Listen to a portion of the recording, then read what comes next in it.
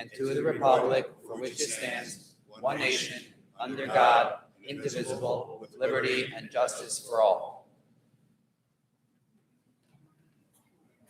Good evening, and welcome to the June 9th, 2026 regular meeting of the Jackson Township Council. Pursuant to the provisions of the New Jersey Open Publics Meeting Act, adequate notice of this meeting was properly provided by transmitting the notice of the meeting on January 9th for publication. Notice of this meeting of the Township Council has been posted in the corridor of the municipal building and on the Township website and in the office of the municipal clerk. We'll begin with a roll call. Councilman Borelli? Here.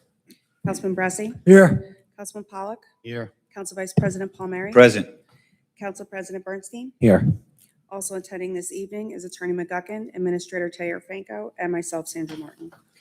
The first item on the agenda is a small business recognition. Council President Bernstein? Council Vice President, if you don't mind. Thank you, Council President. Tonight, it is the Council's pleasure to recognize Picone Automotive and its owner Carmelo and his family as Jackson Township Small Business Highlight recipient. For years, Carmelo and his team have built a reputation of honesty, professionalism, and outstanding customer service. As a locally owned business, Picone Automotive has earned the trust of countless residents by providing quality automotive care while treating every customer like family. Small businesses like Picone Automotive are the backbone of our community, creating jobs, supporting local families, and helping make Jackson Township a great place to live and work. Please join me in congratulating Carmelo and the entire Picone Automotive team on this well-deserved recognition. I congratulate you. Congratulations. If you don't mind to come on Now, up. if we can have you all come up with your family, we'd like to take a picture with the council. And I just want to recognize the young lady who I was told is a big part of the family team over there. So congratulations to all of you.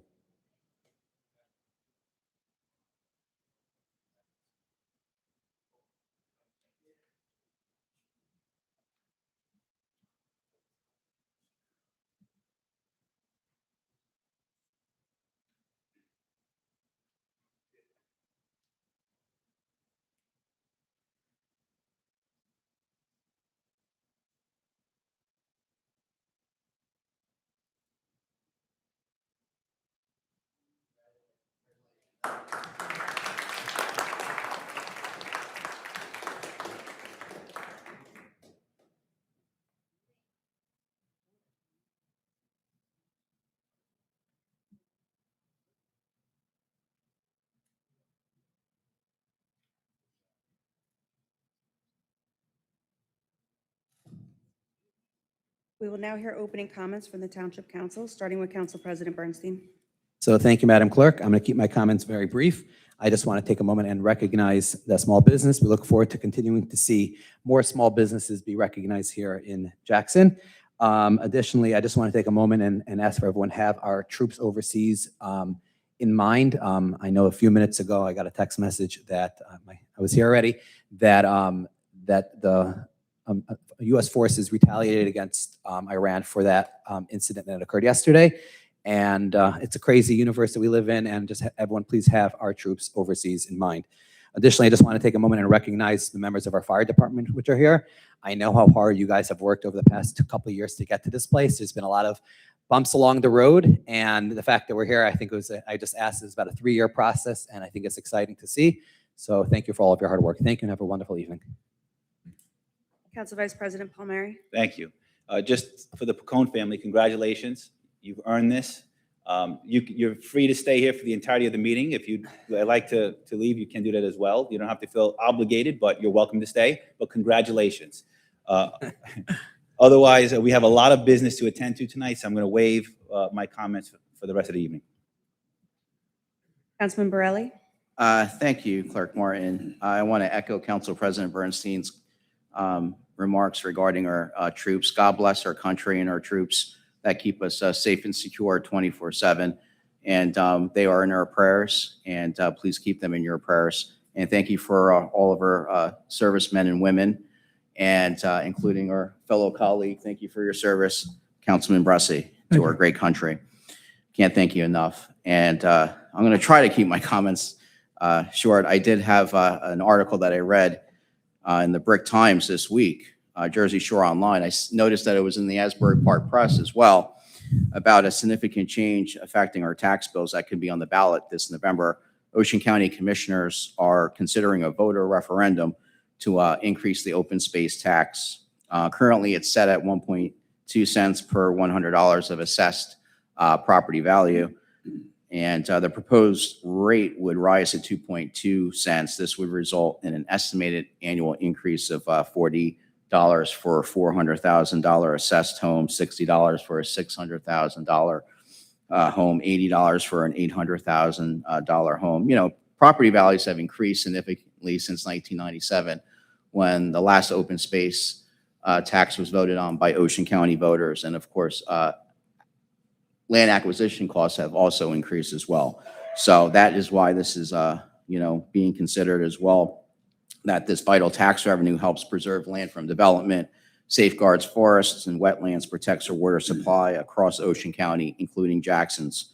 So I'll provide further details. I'll share it with them, with the residents of our town or colleagues as the general election nears. Thank you and have a good evening, and congratulations to the Bacone family on your business and serving the residents of our town. Thanks. Good evening. Councilman Bressi? Thank you. The Bacone family, over the years, you've earned a reputation that's superior to a lot of people in that trade.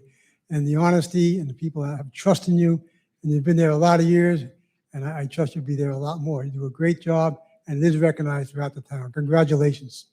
And my colleagues here all mentioned the armed forces tonight. And yes, there's some activity, and we seem to think of the armed forces a little more when something's going on and you reflect on the armed forces and what they're doing out there. In my opinion, you don't have to wait for something to go on. Every day, if you could just, other day at home at a barbecue or anything, just think of some freedoms and mention it to the kids, how we have the freedoms we have, and the armed forces we have today and yesterday and in the future will preserve these forever. And that's what we're doing. And you got to think of the armed forces, not because they're busy today. They're busy every day preparing if they're not in battle, but always preparing for it and always out there to defend our freedoms. Thank you for coming out. Have a safe trip home. Councilman Pollock? Good evening. Anybody who knows me knows I say things very outright and in the open. So I am about everything. There's a budget tonight. There's been a lot of talk today whether we're going to actually even vote on the budget. We're going to table the budget, tax increases. I don't know. I don't know what's going to happen with this budget tonight. It's going to be hard to see, but I'd like our leadership to take responsibility. Well, he's not here right now, but take responsibility for where we are at today financially. And if you present this budget, you support this budget, stand behind the budget. All right? I've questioned all the spending. I've questioned the decisions. We were pushing $5 million softball fields a couple months ago. And when we look at the budget, we're like, oh, we're not in a great financial place. It makes me question, what are we thinking? What's the decision-making going on? Who's thinking about the future? So I have a lot of concerns, and I don't know if I could put my name on this budget, but there's plenty of other stuff to talk about too. Last meeting was very interesting. I got to tell you, last meeting came claims of and accusations of anti-Semitism and hate and demands for denunciations from a man connected to Council President Mordecai Bernstein and Assemblyman Avi Schnall. Let me note to everyone that Bernstein and Schnall were involved in the lawsuit and political movement that changed our zoning laws. And it's a major reason for so many of the problems we're facing today. You had the vice chair of the planning board, not great leadership there, by the way, who's also involved with the Republican Club, who our council president is head of.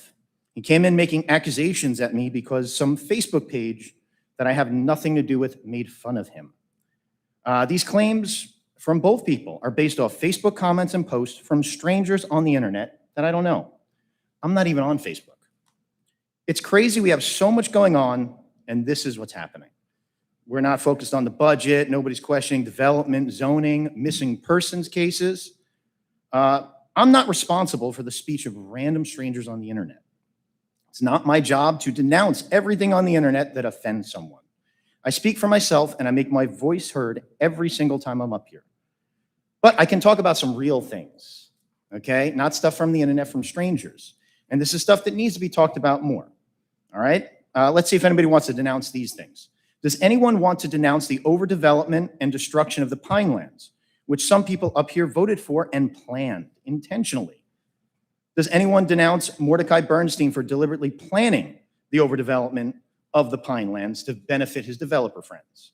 Does anyone here denounce Mayor Jennifer Kuhn for promising a $1,000 reward for a missing young man and never giving it?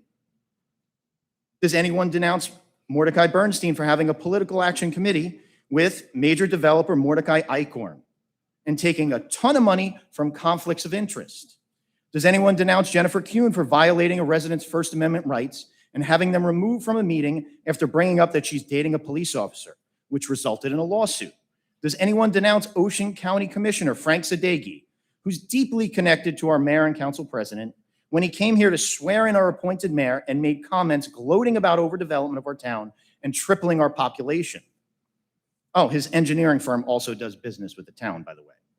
Does anyone denounce Lakewood leader Richard Roberts, who donated, I believe it was about $70,000 to the council president's political action committee? He said he toppled the Jackson government, by the way. And he's on video justifying Jewish children not playing with non-Jewish children.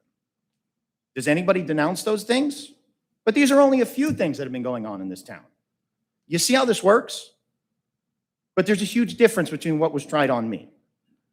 You have a coordinated political attack against me based on Facebook comments and posts from random strangers on the internet.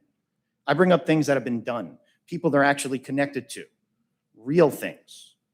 People are sick of this. You don't get to simultaneously be the victim and the bully.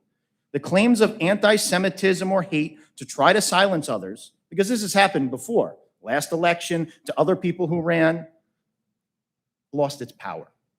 And it's certainly not going to work on me. I will speak my voice. I will speak for the people up here. You can call me whatever you want. I know who I am. And no matter the labels or pressure or made up controversy, I'll keep fighting for my home. Thank you.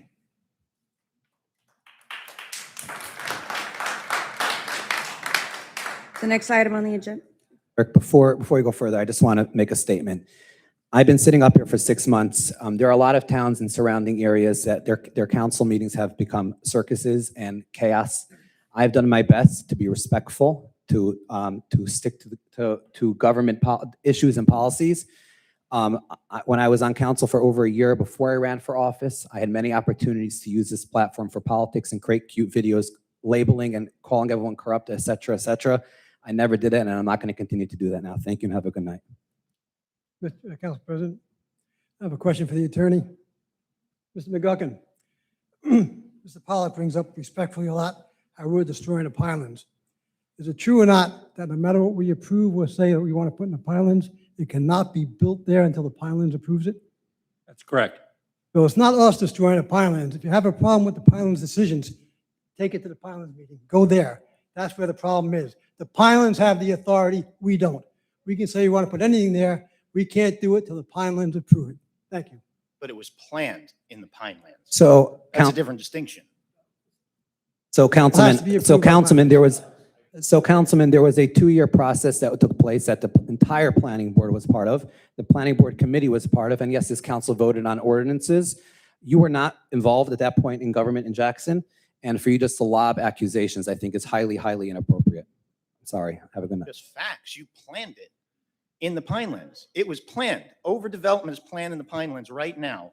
No, the town had an affordable housing plan that was mandated, that was signed into law by members of this council. Myself and Mr. Borelli are the only members from that former council who were part of that council. The mayor was a council member, so she was part of that vote. It passed 5-0, accepting the number.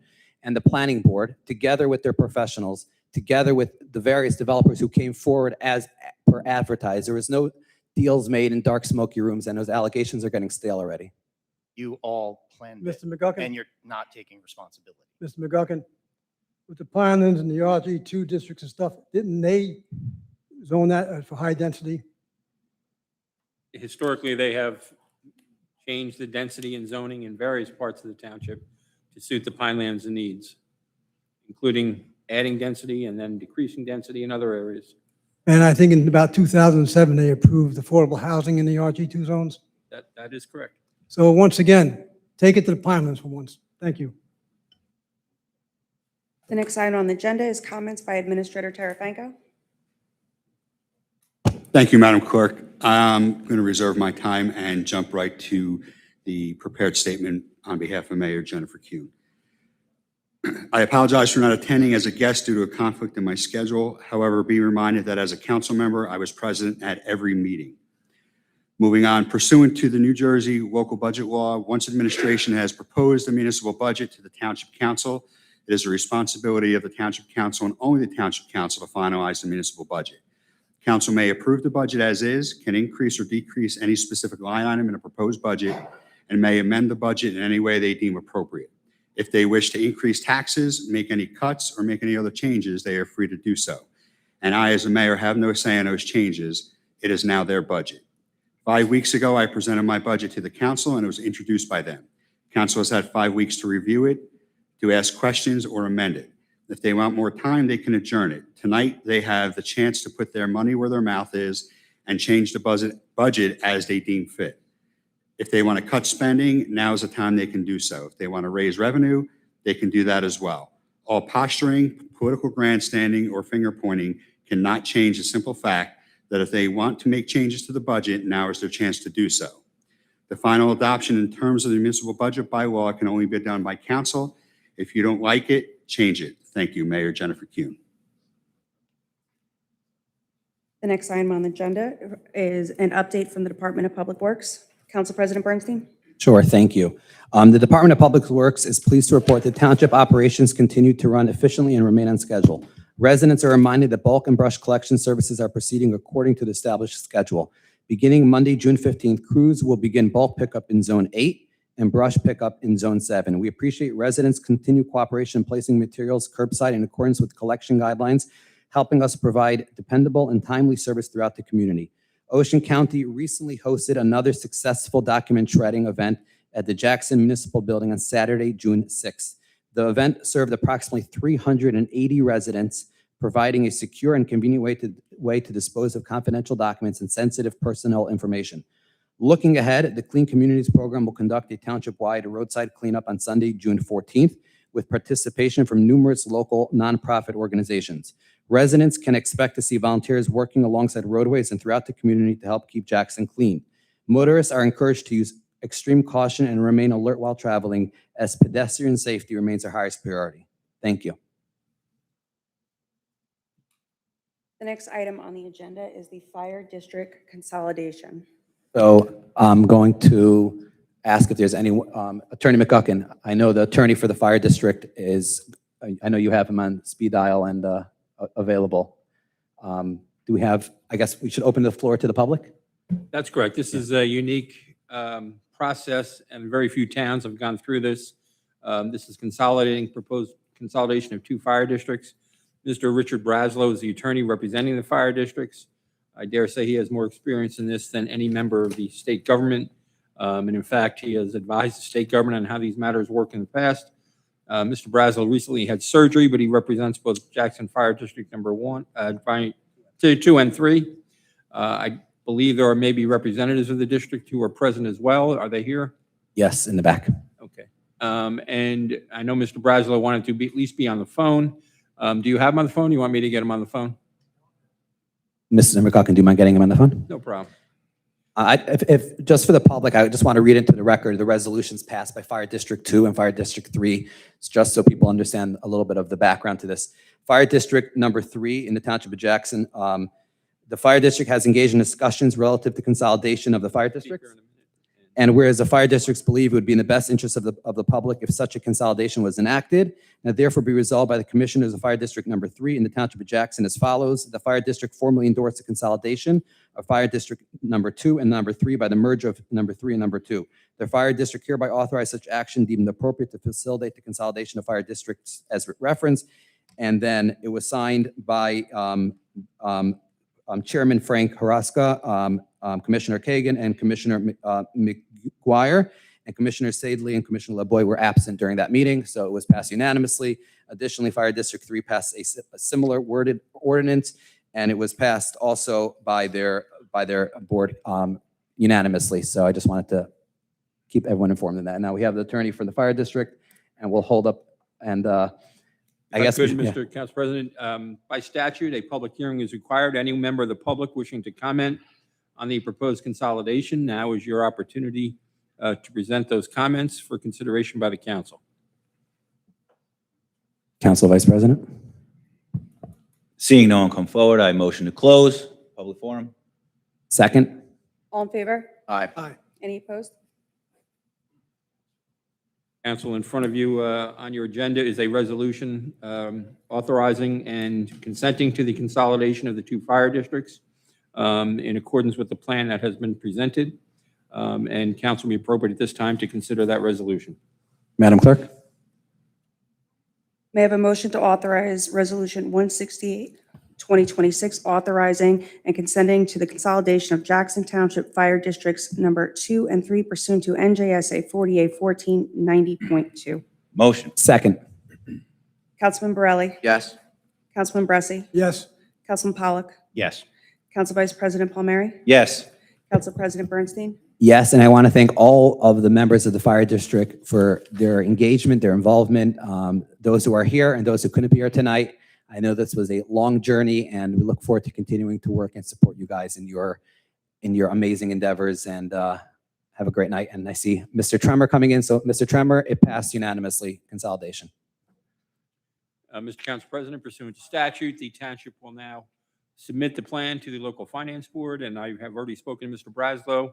We will let you advise you when the local finance board will consider the matter, and Mr. Braslow will be able to be present for that as well. Amazing. Thank you. At this point, no further action from the governing body on this matter, right? That's correct. Thank you. Thank you. The next item for tonight's meeting is the second reading and adoption of ordinance 2026-17, exceed the municipal budget appropriation limits and to establish a cap bank, NJSA 48-445.14. At this time, if any member of the public has any comments to make, please address the council at the microphone and state your name and address clearly for the record. You'll have 5 minutes to speak and may only speak once. May I have a motion on the public comment? So Motion. moved. Second. All in favor? Aye. Any opposed? Hi, Sheldon Hofstein, Jackson, New Jersey, speaking as an individual, not a board member. I think it would be a good idea to explain to the public what this means, this cap. According to the ordinance, you're increasing the cap to 3.5%, and you're raising $750,000. Where is this money coming from? What will it be used for? Is this beyond the budget amount? And if used, when will it be paid? Will there be an increase in taxes this year, next year, or the year after? And basically, if the reason you're using this is for an emergency, I think we used to have something called a reserve fund. Hopefully, there's still something left to use in an emergency. And Mr. Bresci, I remember years ago, you used to be the council member who voted against this, so I was surprised on the first reading you voted in favor of it. Thank you. Okay, so Attorney McGuckin and our CFO, would you mind answering Dr. Hofstein's questions? Sure. So that, Your mic's off.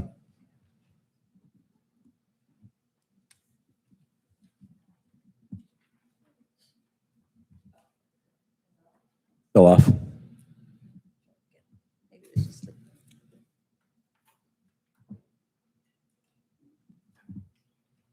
hello? Okay. So that ordinance, that's not actually raising any type of taxation or anything.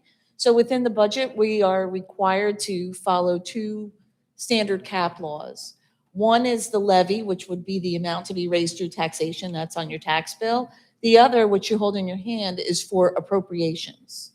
So that just allows the municipality, it allows them to increase the appropriations within the budget because the budget law limits the amount. So the state will put a cap on it based on the cost of living adjustment, and they allow us to go up to 3.5%. So this year they said, okay, the cost of living adjustment is 2%, But by law, we're allowed to go up 3.5%. So we did an additional 1.5%. It has no impact on what your taxes are. It has to do with appropriations. Of course, your taxes are based on, we come up with the appropriation amount, okay? And then you have your revenues that are going to offset those appropriations. And so we have things like surplus usage, different revenue collections. We have our interest on investments that comes through. And then ultimately, whatever we can't cover comes under your amount to be raised for taxation. So I'm not sure if I made that clear enough for you, but that's not an amount that will be raised through your tax bill. So it's already built into our tax bill? The money has to be there someplace. Where did it go? Well, it's not that, it's based on the expenditures for each department. So yes, I guess in a sense, it's already into your tax bill. Yes, that would be, Either they're correct. spending what is being raised, or they're going over budget and creating a deficit. Not exactly. Do you want to take that, Matt? I'll just further that a little bit. So within your budget, you have two areas. You have an inside cap appropriation, and you have appropriations that fall outside cap. We're talking about the ones that are inside your cap right now. For every year in the past that I've known, Jackson has passed this ordinance. So it's always been up to the maximum amount that it can be raised, which in this case is 3.5%. So if you were to vote this down this year, then it would actually be a decrease of your inside cap allowable amount from the prior year in this case. How does that affect the individual? So in this case, if this was not to be voted through, then an additional $700,000 would have to be cut for appropriations inside your cap. That would have to come from the departments, whether it be salaries or other expenses that make that up. Monies that were in the budget last year that now would not be in this budget. I hate to say it, it sounds like a slush fund. Thank you.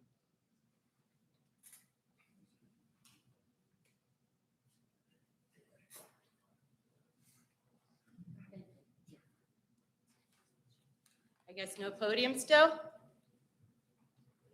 For the people? Eleanor Hannum, Jackson, New Jersey. So I reviewed the 2026 municipal budget, and I'm here tonight because the numbers tell a different story that our governing body has not explained. So I'm going to start with the basics. This budget asks us to spend $62.9 million, a 5.2 increase over last year, but in no way to fund it, except for taking whatever surplus we taxpayers have accrued over the year.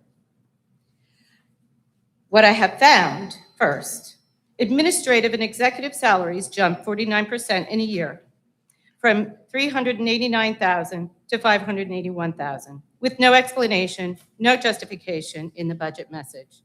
Just $191,000 increase for the people running this town, while trying to hide the hiring of confidential assistants or clerks that we never had before, all while other residents are struggling with rising costs.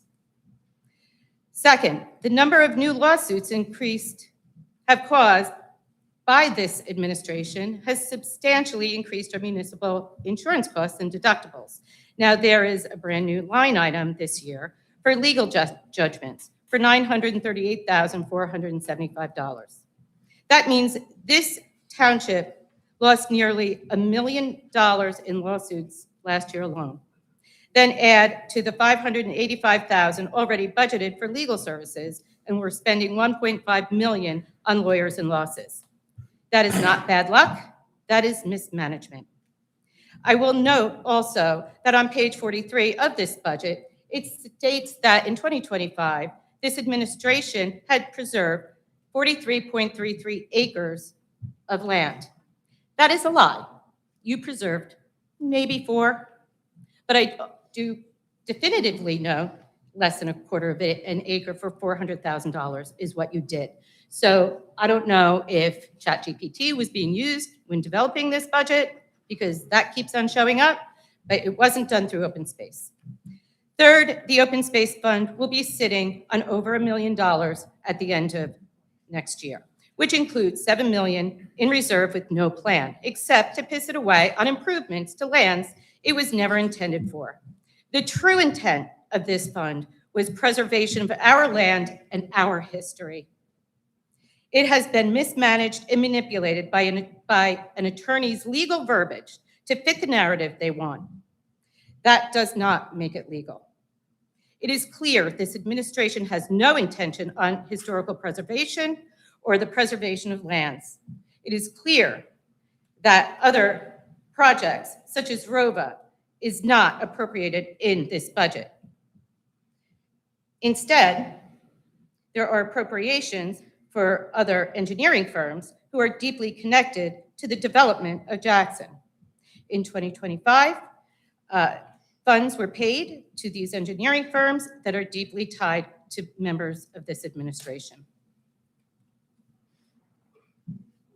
This trust fund, our open space trust fund, has become nothing but a piggy bank, cashing in on our money without accountability while residents are taxed $4.3 million each year. At what point is enough enough? And maybe give it back to the people if you're not going to use it appropriately. And finally, 2 storms this year triggered $3.2 million in emergency spending that bypasses our spending cap entirely.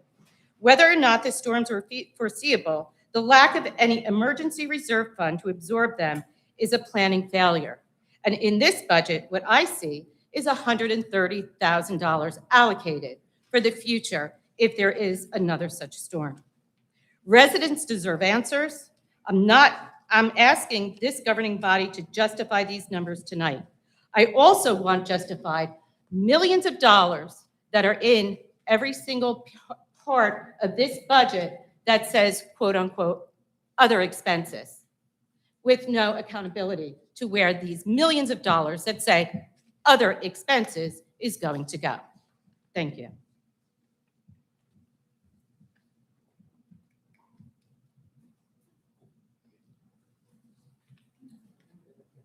I just want to clarify one thing before you speak. This is on the budget cap ordinance, so, and this is not the budget hearing yet. Unlike the previous speaker, I realize that. Okay.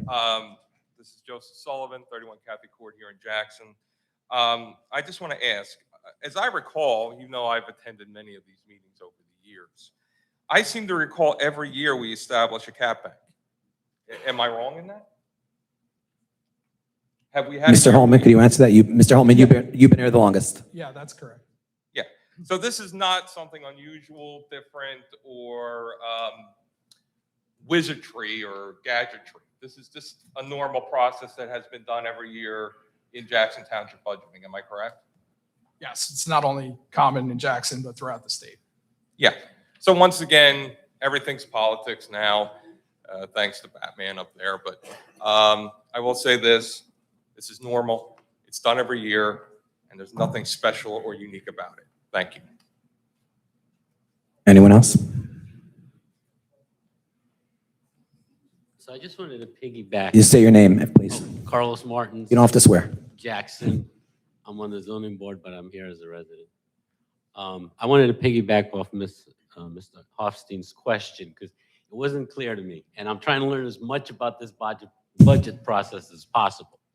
So this cap, I think I heard a number like will increase our appropriations by 700,000. Okay. Approximately. Approximately, and that 700,000, is it in the current budget or not? It is presented in the current budget right now. Okay, so if we had already passed that budget, would you even need this cap? You couldn't pass the budget without it. You couldn't pass the budget without it. That just seems, okay. But it is in the budget, so we don't have to generate any additional revenue to pay for this 700,000. That's correct. Okay. Thank you. Council? Seeing no one come forward, I motion to close public forum. Second. All in favor? Aye.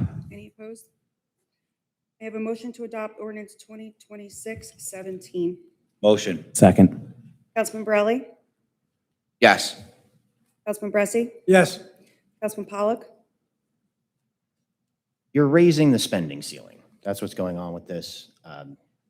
I see the situation we're in. I am voting yes, but I'd like us to hopefully get off this trend of raising the spending ceiling every single year. Because some people have principles. Some people don't believe in spending, raising. You see it everywhere in the national politics, wherever it is. I'd like to see us really focus on fiscal responsibility. Council Vice President Palmieri? I would just like to reiterate what I stated 2 weeks ago, and I was referring to something that Councilman Borelli said about some of the additional services we have. If we revisit that when those contracts are over, and we find them not necessary anymore, I have no problem revisiting those additional services. And if we need to eliminate them, that they're not something that is a priority to our town, then I'm fine with that, as long as the residents are okay with that as well. And we could definitely cut back on some of that. But I do vote yes on this at this time. Council President Bernstein? Yes. Motion carries. The next item for tonight's agenda is the second reading and adoption of ordinance 2026-19, confirming the vacation of a portion of certain right-of-ways and paper streets. At this time, if any member of the public has any comments to make, please address the council at the microphone and state your name and address clear for the record. You'll have 5 minutes to speak and may only speak once. May I have a motion to open public comment? Motion. Second. All in favor? Aye. Aye. Any opposed?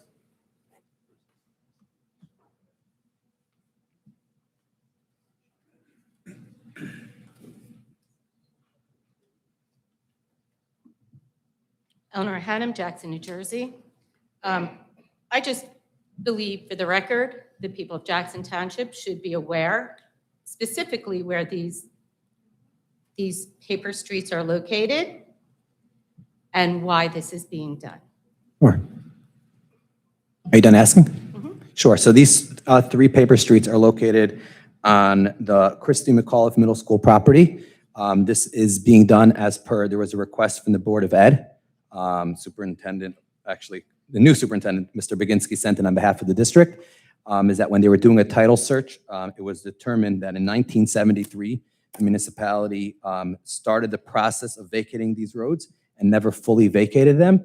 One of these roads is actually under an existing building. The other 2 are part of the parking lot and within the wetlands and the buffers over there. And we are just, the district reached out to the council and asked us to finish that process that was never finished. Okay, so then all the other paper streets such as Adrian Barnes, Carmen, and Elder have been already vacated. I have the original maps from 1950. So these are the 3 that the district requested. Mr. Attorney McGuckin, I don't know if you have any more information, but I didn't go through anything else. I don't know what other ones were vacated back in the day. All I can tell you is what the request was, and we reviewed it, and the paper streets are on their property and should have been vacated back in the 70s. I just feel that it should have been clarified for the people. Sure. Thank you. Council? No one come forward. I motion to close. Second? All in favor? Aye. Any opposed? I have a motion to adopt ordinance 2026-19. Motion. Second? Councilman Borelli? Just a question, Council President. Sure. Mr. McGuckin, do they have to be specified in the ordinance for us to vote on it? They are specified, the 3 I mean, streets. specify like it's near, like, No, surrounding. it's on they're paper streets, so we're not going to do surveys of them. Okay, They're just paper streets shown in the township tax map. all right. Yes, thank you. Councilman Bressy? Yes. Councilman Pollock? Does the township or the Board of Ed own this property? Currently, the Board of Ed owns it. Board of Ed, are we selling this property? It's I'm no, s- it's not a real street. It was, they eventually plan to have these streets, but like literally one of those streets would have to go through McAuliffe. It doesn't exist. Currently goes to So McAuliffe. it goes through McAuliffe. So It's a in the t- 70s, before McAuliffe was there, they maybe were going to do this. Never came to fruition. They built a school on it, and now the buyers want to make sure we vacate. There's a title the issue. Title issue. Okay, to help the Board of Ed sell it, I'm assuming. Well, the Board of Ed is going to sell no matter what, but the folks that are purchasing it, if we don't vacate it, they have the opportunity to renegotiate, and it would cost the Board of Ed millions in renegotiations. So no matter what they're going to sell, but if we don't assist with their request, instead of the proposed deal that they made for whatever was 40, it'll be less, but they'll still sell, but they'll lose money. Okay, thank you for clarifying. Yes. Council Vice President Palmieri? Yes. Council President Bernstein? Yes, and thank you, Attorney McGuckin, for all the research involved here. Yes. Motion carries. The next item on tonight's agenda is the second reading and adoption of ordinance 2026-21, amending Chapter 103-45, prohibiting parking along the entirety of Woodland Road. At this time, if any member of the public has any comments to make, please address the council at the microphone and state your name and address clearly for the record. You'll have 5 minutes to speak and may only speak once. May I have a motion to open public comment? Motion? Second. All in favor? Aye. Aye. Any opposed? Council? Seeing no one come forward, I motion to close public forum. Second. All in favor? Aye. Aye. Any opposed? May I have a motion to adopt ordinance 2026-21? Motion? Second. Councilman Borelli? As I mentioned in the last meeting, this was brought to our attention by residents who live in the area in particular, and it's become a public safety issue, and it's a solution to it. So I'm glad we are addressing it. Yes. Thank you. Councilman Bressi? Yes. Councilman Pollock? Yes. Council Vice President Palmieri? In this particular matter, I will be voting yes, but I think we really need to find a more permanent solution moving forward instead of blocking and no parking on every street. We need to figure out a better way. But for this particular one that I did see and visit, yes. Council President Bernstein? Yes, and I would just want to ask our business administrator, and I see our engineer back there also, and members of our DPW, if we could make sure that as soon as this ordinance is signed and goes into effect, whatever the appeal process is, that the signage goes up. I see our chief of police here, hopefully, and our traffic safety unit here. This really came based on some of the conversations. They went down multiple times and they brought up the safety concerns and said we don't have an ordinance to enforce. So council is doing their job now. We're writing the ordinance. We're asking administration and our law enforcement department to do their job and enforce the ordinance, please. So I vote yes. Motion carries. The next item for tonight's meeting is the first reading and introduction of ordinance 2026-22, amending and supplementing Chapter 251 of the Township Code of the Township of Jackson titled Licensing to establish requirements related to delinquent property taxes and property owner licensing. Council President Bernstein, are there any comments? Yes, so this ordinance, if adopted, would prohibit the issuance of a license or a permit by the township with respect to any property if the owner of the property has any delinquent property taxes or municipal assessments on such property. It would also permit the suspension of such license or permit for delinquent taxes or assessments. So this ordinance, just want to thank the mayor, is, again, just to say it in layman's term, is that if you're behind in your taxes, the township could withhold the permits that you may need for your next steps of your project, whatever they may be. May I have a motion to approve ordinance 2026-22 on first reading and introduction and to authorize the notice of the public hearing? Motion. Second. Councilman Borelli? Yes. Councilman Bressi? Yes. Councilman Pollock? Yes. Council Vice President Palmieri? I think this is a no-brainer. I like this a lot, and I think we need to do more of this. Pay your taxes. If not, we will withhold permits from you. So yes. Council President Bernstein? Yes. Motion carries. And I guess everyone should pay up their taxes fast. The next item for tonight's meeting is the payment authorization of bills and claims. The following abstentions are as followed. Council Vice President Palmieri, V01-41764 and V01-41780. And from Councilman Borelli, AET01, EYE01, NJD04, NJM06, NJS04, and RUT04. Council President Bernstein, are there any comments? No, Madam Clerk. Madam Clerk, I'm sorry, Council President. Yes, Council Councilman, sure. Was that from the last bills and claims? I only had 2 for this one. Oh, my apologies. He said he only had And 2 for once I abstentions had from this only 2. meeting, and you listed more than 2. If you want to have more, you can read them off. I think that was from the previous meeting. Councilman, do you know which 2 that you could just read into the record instead of? AET01 and DEL01. Just No 2. problem, you're welcome, thank you. So just correct the record on that. May I have a motion to approve the bills and claims? Motion? Second. Councilman Borelli? With those abstentions on those 2, yes to the rest on there, thank you. Councilman Bressi? Yes. Councilman Pollock? Abstain. Council Vice President Palmieri? Yes to the rest. Council President Bernstein? Yes. Motion approved. The next item on the agenda for tonight is the consent agenda. Listed for tonight's consideration are resolutions 169 through 176, 2026, listed by title. Council President Bernstein, are there any comments? Yes, before I ask my colleagues if they have anything, I want to ask, we have our engineer here. I would ask our engineer if he can come up for a minute. I want him to address one of the, I think it's R171 2026, which is a contract with TNM, which is where our engineer works, with regard to Forest Drive outfall replacement. If you could just elaborate on that for the council and for the public, what that is. Yes, and I apologize for my attire. I didn't get a chance to get home and put a shirt and tie on tonight. Obviously, anyone that lives in town knows that last July was a pretty significant summer from storm events. We had 2 or 3 where we got a couple inches in less than an hour. Brookwood Parkway, Timber Court, Corlew Road, and Forest Drive. As part of the 2024 drainage program, we're addressing the issues at Brookwood Parkway and Timber Court. Those are much more straightforward. It's a matter of we don't have enough surface inlets to collect the runoff to get it into the piping. This issue is a different animal. There's a 36-inch diameter outfall pipe that is under a foot of water in the tributary to the Matitaconk, and the pipe is completely under 3 foot of sediment in the stream. It's 60 years of runoff coming from Brookwood 4, 80 plus acres of drainage area through 3 separate outfalls that have just buried this pipe. Under normal storm events, a corrugated metal pipe over time develop holes. Some of that water goes into the ground. When you get 3-4 inches of rain in less than an hour, there's only so much water. It's like a bathtub. If you plug the end of the bathtub, the water has nowhere to go. One of the residents I know is here tonight. They've been dealing with this over the last couple of years. We have a proposal to go get full out environmental permits for the stream cleaning to replace the outfall. It is a lot of money. It is a significant undertaking, and it's something that, if it's not left unaddressed, is going to cause significant property damage to private property owners. If authorized, we are going to expedite with DEP to try to do this under emergency work through emergency permits, where we're hopeful that it's not going to be that full number.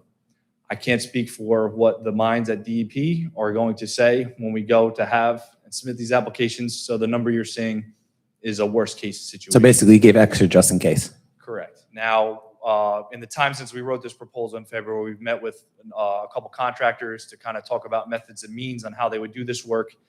There's going to be significant dewatering required. When we wrote this proposal, we were thinking this was going to have to be concrete pipes replacement the whole way out. That's 8-foot sticks. That is a significant amount of weight. How much, what's the footage? It's about 250 feet for the outfall. Oh, wow. There's also other drainage pipes that connect into that are probably undersized. There's also needs additional surface drainage. So you have the issue with the stream, and then you have the outfall, which is blocked, but also there is collapse. There's a buried structure that's been ground penetrated radar. DPW has filled in over the years, and it's just, basically the perfect storm. So Council Vice President? How many homes does this affect if not addressed? So there's one home that's immediately impacted by this, where under the 3 storms, they had sections of fence blown out. Their backyard was underwater for about 2 hours until it drained out. The road was completely submerged for at least an hour.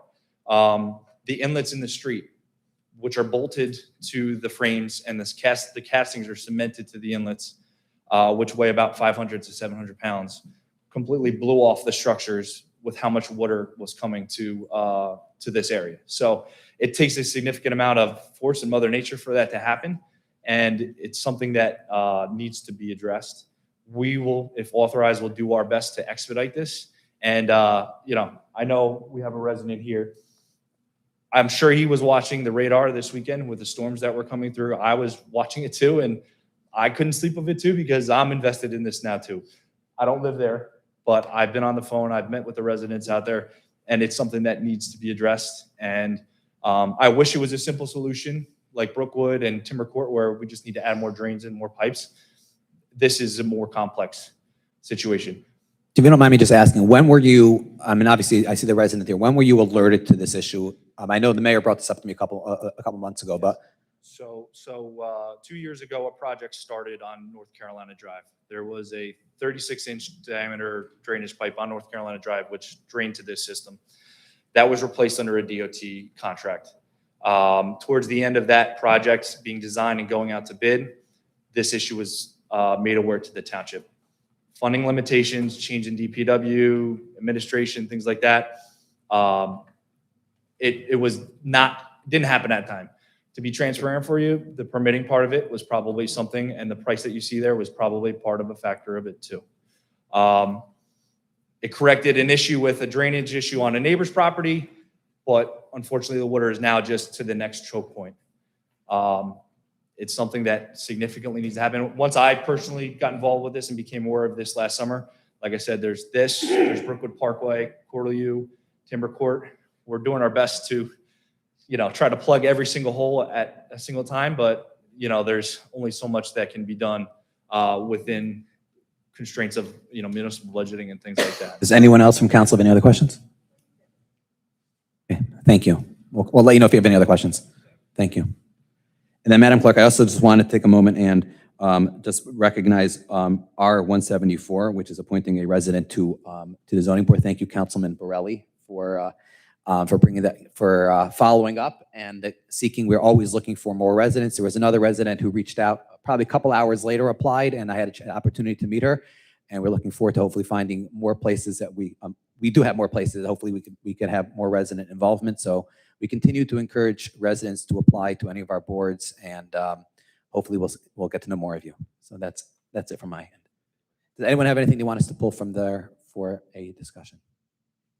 Ms. Hannum, which one?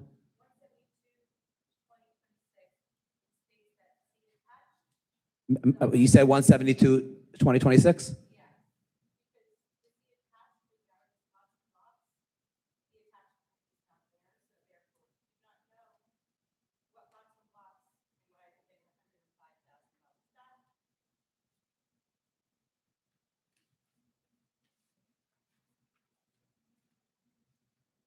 So,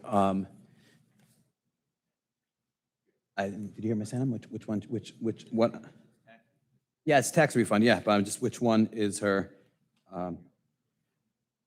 Ms. Hannum, was there something specific on there? Which I didn't hear you fully. Oh, $105,000 to Colegric Real Estate Tax Services, various blocks and lots.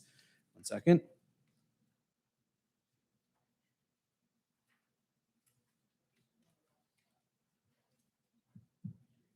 So, 1 second. I'm just reading.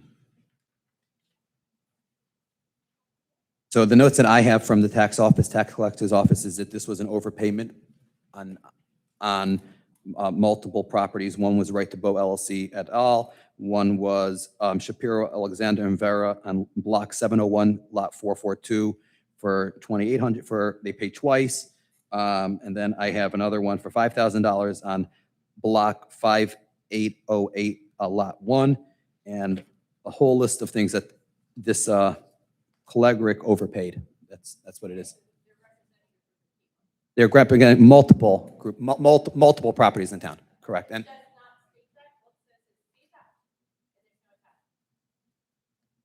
okay, and Attorney McCulkin, Ms. Hannum just want to reference this one over here. It's multiple ones. Is this a correct form of the way the text? It can be done that way, absolutely. Okay. Thank you. So we're going to pull it off and vote on that one separately, Madam Clerk. That would be 172. Thank you. May I have a motion to authorize the balance of the consent agenda without Resolution 172, 2026? Motion? Second. Councilman Borelli? Yes. Councilman Bressi? Yes. Councilman Pollock? Yes. Council Vice President Palmieri? Yes. Council President Bernstein? Yes. May I have a motion to authorize Resolution 172, 2026? Motion? Second. Councilman Borelli? Yes. Councilman Bressi? Yes. Councilman Pollock? Yes. Council Vice President Palmieri? Yes. Council President Bernstein? Yes. Thank you. Excuse me.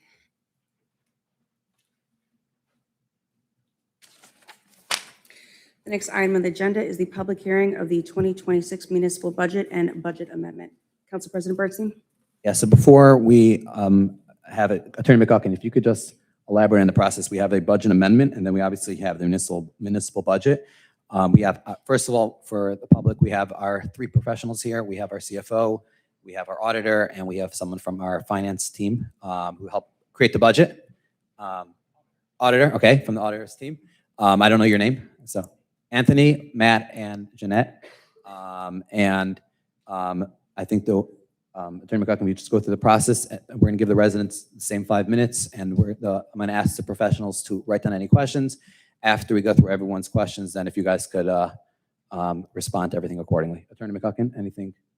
Only thing I would say is the budget amendment would have to be adopted first before you adopt a municipal budget, assuming there's one being adopted. So that would be the first thing, but it would be appropriate to have a public hearing first. Okay.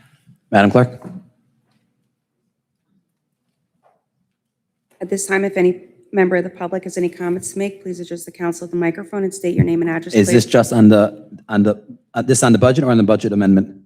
Are you doing the? We're doing excuse me, both? I just need clarification. Oh, Are you doing okay. the public hearing for the My budget fault. and the budget amendment? Resolution 167-2026 is first they vote on that to amend it, to include it. Then you would have the public hearing on the budget. Thank you.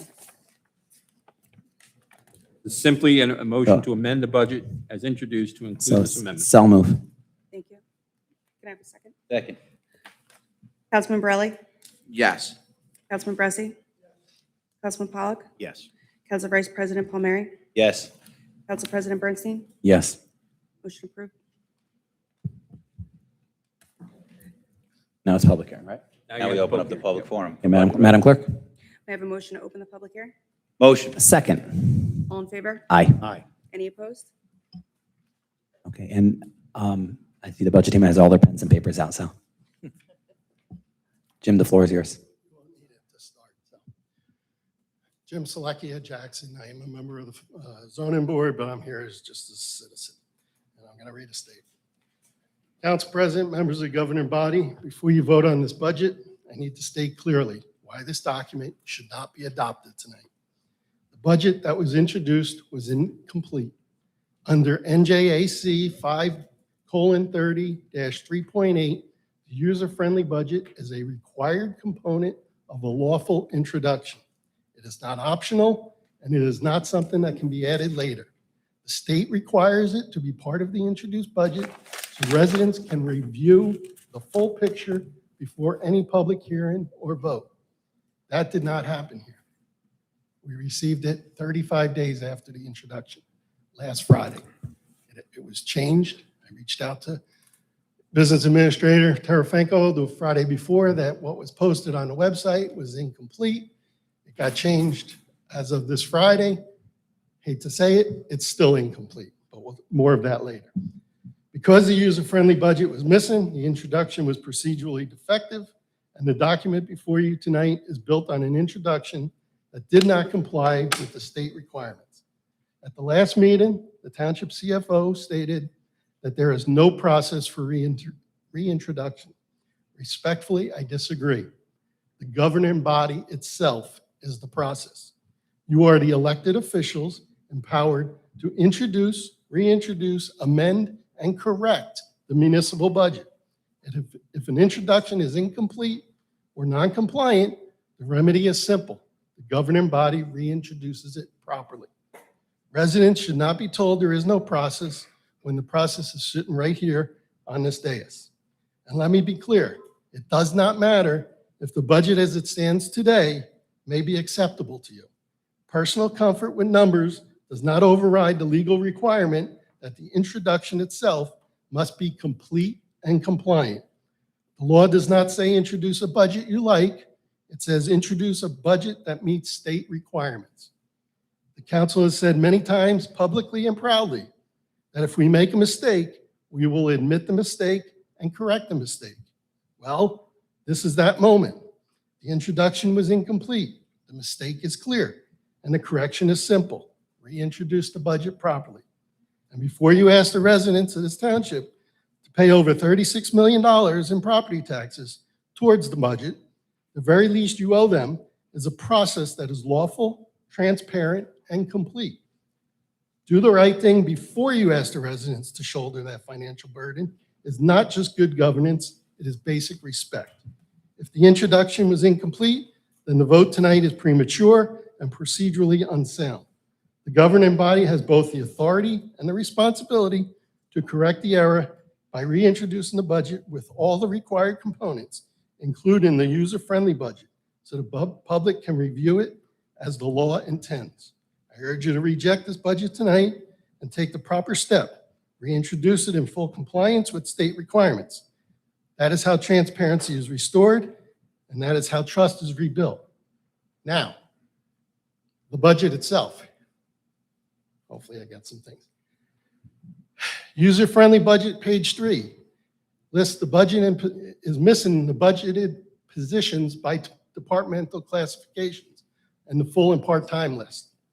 User-friendly sheet 6, which I believe is the pilot program. There's a project name listed on there, but none of the other columns are filled in. User-friendly budget 9, the accumulated absence liability pages. The document I got, 2 pages were missing. Online, the pages are there, but only the group names are listed. No other columns has information. Also on user-friendly budget 9, but I believe it's the 5th page of page 9. At the bottom, there are 2 line items: total funds reserved at the end of 2025 and total funds appropriated in 2026. There's no amounts given. The amendment presented at the last meeting shows a reduction from $60,000 to $30,000 appropriated for 2026.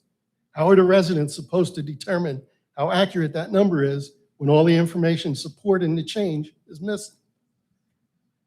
Now to the regular budget. Sheet 12 on the general appropriations. Administrative executive is listed at $581,120 for salaries, which is a 49% increase over the 2025 budget. When I met with the CFO and the business administrator, we were told that the new housing unit was included in that number. However, the amendment from last meeting breaks out the housing unit, but doesn't show the reduction in the executive line item. So which is it? Is the amendment I'm incomplete? going to give you another 5 seconds. Can you give me a little bit more? I got 10 seconds. There's other people who want to speak. I also. understand, but you want the truth of what the budget is, so. We still need to know why, okay. So which is the amendment incomplete, or was I told, or what I was told was incorrect? And we still need to identify why the number has such a large increase. G12, municipal clerk salaries. Jim, we're going to have to give the floor to someone else. There's other people, and they all have questions. If we allow everyone to go over, we have to be fair to everyone. I guarantee everyone wants to hear me say it because I'm the one that's Okay, done. there's other people here also. See, they all want me. They're all saying, let me finish. That's not the way it works. There has to be protocols, Robert's rules. You're afraid. I'm not afraid. You're afraid of getting what I have out. This is why Jim, we we've should been have we've been done very the open with you. committee that Yeah. we said we were Then going to let do. me explain, because you want the truth as to what you're going to. You can come back after everyone else if there's time. Anyone else?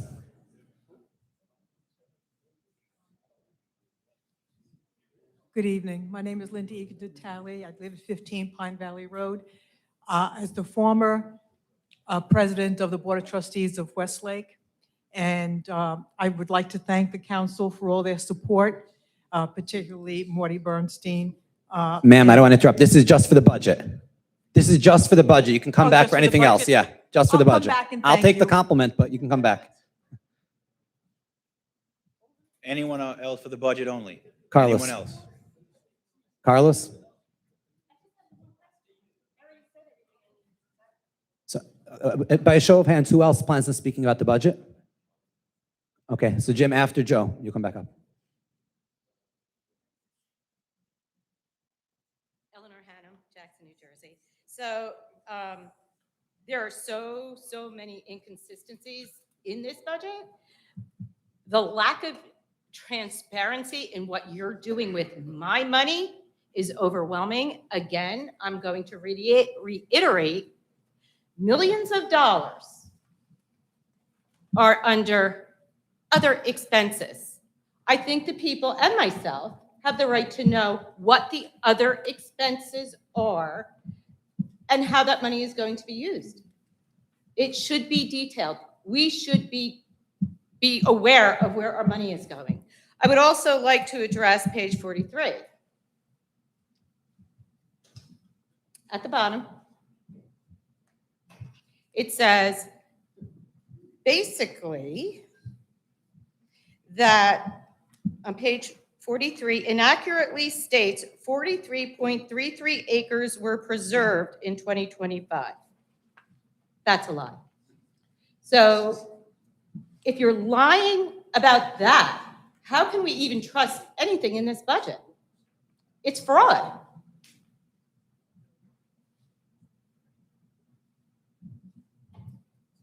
Ms. Sam, any other questions? Yeah, I was waiting for it to be answered. Okay, so they're going to come back. They're taking all the residents' questions, and then I'm going to ask them to address all the questions. Okay, well, my other question is, go through all your pages with other expenses and not being transparent and telling the people what those other expenses are, which is in the millions, in my view, is also fraud. Thank you. So we would like to know. Anyone else in the budget? Carlos? Okay. Just your name for the record. Okay, that's all right. Carlos, into the mic, please. Okay, sorry. Carlos Martins. You don't have to swear. Carlos Martins, Jackson Zoning Board, but I'm here as a resident. Okay, and now I do want to talk about the budget. Okay, so we had some detailed discussions with CFO and others. And so I thank you for that. And similar to my comments from last time, I'm going to leave the completeness of the budget and the whole legal back and forth to James. He's all over it. So I'm going to not cover that. What I am going to cover is what I recommend that you pass this budget. And I'm going to tell you why. Because the fact is we are where we are right now. We're 6 months into this thing, right? This budget is stale. We got to get through it, pass it, and what we have to focus on is how do we replenish that surplus, right? One way to look at it is we know we're using, in this current budget, we're using $9.4 million of the surplus. That's not that unusual based on the last 3-4 years, right? It's not good. Absolutely, we got a problem. And I'll quote Elliot here. We got to look 5 years back and 5 years forward. And that's how we solve that problem. And that's the only way we're going to be able to solve that problem. Unfortunately, we're not going to be able to do that in 6 months, which is all we got left, right? What I encourage everybody to do is to focus on in the next 6 months, focus on some of the items that you listed out, which will allow us to replenish that, right? Just very high level projection. I think we should be able to come up with about another $7 million to replenish. So the 9 million goes down by 2. That's still bad. Every year we're losing $2 million in that surplus. And I say losing actuals, not made up numbers like the budget, but what's really happening in the actuals is every year we've been losing $2 million of that surplus. At some point, we got to stop it. And so, but right now, we have to focus on the next 6 months. We have to focus on finding what we can do to replenish that, to come up with that $7 million. There are some things on the plan that you listed out, right? And again, that $7 million is my made up number, right? So we said FEMA, we're going to try to get some reimbursement on the snow, right? So that should be something around $3 million. We talked about tax lien collections. Got to increase that, obviously, stay on top of it. The mayor has mentioned the Bureau of Housing fines and bankruptcy. Get more money out of that or whatever we can save out of that. We got to focus on that. We only have 6 months. And then the new ratables, but that's not going to happen in 6 months. So I'm going to put that for next year, maybe. The bottom line is within 6 months, the only thing we can really do, and this is not just municipal, corporate world, same thing. We can put a hiring freeze, meaning we're not cutting anybody, but if a position is open, you don't fill it.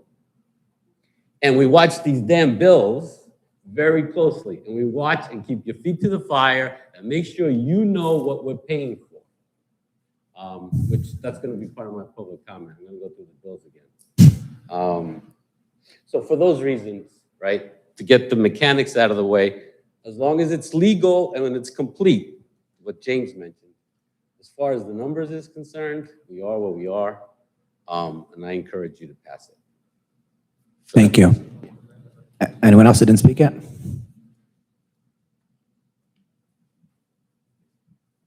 Good evening, Ryan Archer of Jackson Township. 7 of you up there, 3 professionals here, all had your hands on this budget. If Jim is correct and this budget is out of compliance with state law, I want to know out of the 10 of you, how many of you take accountability for your actions? Thank you. Thank you. Anyone else that didn't speak yet? Mr. Sullivan? Joseph Sullivan, Jackson Township. Short answer first, I think you guys should pass this budget. More in depth. These are some questions I have. How many years have we dipped into reserves in our budgets? If I remember correctly, it's every year, but I could be wrong. The second question is, there's a lot of talk from certain council members about how they want things better budgeted, they want to cut things, they want to do things, they think they could do things better. So I asked the council president, how many council members and which council members suggested any cuts, any improvements to this current budget? And then my third question is if we did not pass this budget, and I guess this maybe goes to Mr. McGuckin, how many issues would the township have? Would it be able to pay its employees? Would it be able to continue services? And would we be in trouble with the state? And that's all. Thank you. Anyone else? Jim? 1 minute. Well, how long do you want to go? Another minute and a half I'll give you. You're almost done. First of all, thanks for the extra time. So let's see, where was I? I went through the Housing Authority. Sheet 12, also the municipal clerk salaries is listed at $437,159, 36% increase over last year. My question is why? I could have looked at the number of budgeted positions from last year to this year to see if the number went up, and I'd understand it, except those budgeted numbers aren't there. Sheet 15, solid waste collection is listed at $1,635,570, an increase of 61% over 2025. I think I know the answer, but I'd love to hear it again because we were told there's no cost to us. Sheet 15E, I may be stealing someone else's thunder, but fuel and petroleum products. This is an interesting one. We all know how gas prices have skyrocketed this year, almost 30%. We're starting to see them coming down, but as we all know, they go up in a day, but it takes 3 weeks for it to come down. Fuel and petroleum products remain the same as 2025. Have we done any research into making sure that the numbers that we're putting in there, we're actually going to have enough money for? Or are you guys going to come back in a meeting in October and November looking for emergency appropriations because we failed to come up with the right number here? So you have another 10 seconds. Now I got to talk about the capital budget, so maybe a little bit more than 10 seconds. No, I'm Jim. Sheet 420 on the capital budget lists only 2 projects from the current year, for the current year. These items originated in 2024. The mayor stated that the work is to begin on Bethel Church Road in July. Yet on the budget, no dollar amounts are listed to be used in 2025. The 6-year capital program lists only the 2024 projects, but doesn't show which years the funds are currently expected to be used in. There's no other projects listed. So my question is, how does a township like Jackson, that is expecting significant growth and development over the next 10 years, not have a capital plan to build the infrastructure that's going to be needed to handle this? This type of planning, or should I say lack of planning, is just setting this town up for disaster. And I know Eleanor talked about the open space. Okay. All I would say about the open space page is I know what you're going to ask. for 2026, there's nothing to be money to be used. But we're collecting another 4.3 million. I'm going to respond to you. I know what your question is. All right, Yeah. but let me just, so that everyone knows the numbers. 3 minutes in, we Yeah. gave you 8 minutes. It's $10 Robert's million, and this is the most important I financial. understand. You had that- your time. That every one of these residents. I understand, sir. You had 8 minutes. That's all right. The You got state- 5 the more state minutes will be after determining whether here. you guys follow. So could the you just wrap it laws or up not. so we can have the professionals Well, if respond? you'd let me, I would have been We've done. been 10 letting minutes you ago. for 8.5 minutes, sir. The 2026 column has all blanks. So we are not planning on spending any money this year for open space. But we keep collecting the 4.3 million. That you have to give the residents a plan. It's about time. Thank you. Start planning. Okay, so Like to close it? we're going to have a motion to close. Motion to close? Madam Clerk, we have a motion to close for the public. Motion to close? Thank you. Have a second? Yeah, Councilman Baresi made a second. Thank you. All in favor? Aye. Any opposed? Okay, so I'm going to turn to the table there. A couple things I just want to address quickly before I turn to the professionals. And I do see our engineer here, so he might have more information in particular about Bethel Church, because we've had multiple conversations about that, so I'm going to ask him to address that. I know we've had different opinions from different residents, you and I think Carlos, pertaining to the open space fund, about if the township should be still collecting that at that rate, being that it is obviously harder to possibly get it. I think if you do a poll, most residents would want the township to still be collecting the maximum. That being said, it's my understanding from Attorney McCucken that they would have to go for a referendum if we would want to change the rate or change the collection amount. With regard to Mr. Sullivan, because the rest are really professional questions, I know Councilman Pollack and Councilman Borelli met with the CFO and the team. I know Councilman Baresi, Councilman Palmieri had multiple conversations and meetings with our administration also about the budget. With regard to, has anyone reached out to me in the past 4 to 5 weeks about making any other cuts or the possibility of raising taxes? The answer is no. There was conversations, Councilman Borelli and myself had a conversation this afternoon about for 2027, we obviously have contractual obligations for this year, and we have to value them and keep to them. But the short answer is there has not been any recommendations from anyone on council about making any changes to the budget that we received from the mayor, and that's why we're here today. It's our budget now; it's not the mayor's budget. But I'm going to turn the floor now to the professionals for a few minutes. Let them run through as many questions as possible that they can answer, and then if we need our engineer who's batting in the background over there, we'll pull him up. Council President, can I just ask you to Sure. address one of the questions too Sure. about the lawsuits and the legal Sure. fees? So I think the number in there was close to $1 million. Those 3 addressed, I think it was 3 litigations that were settled, were paid out this year.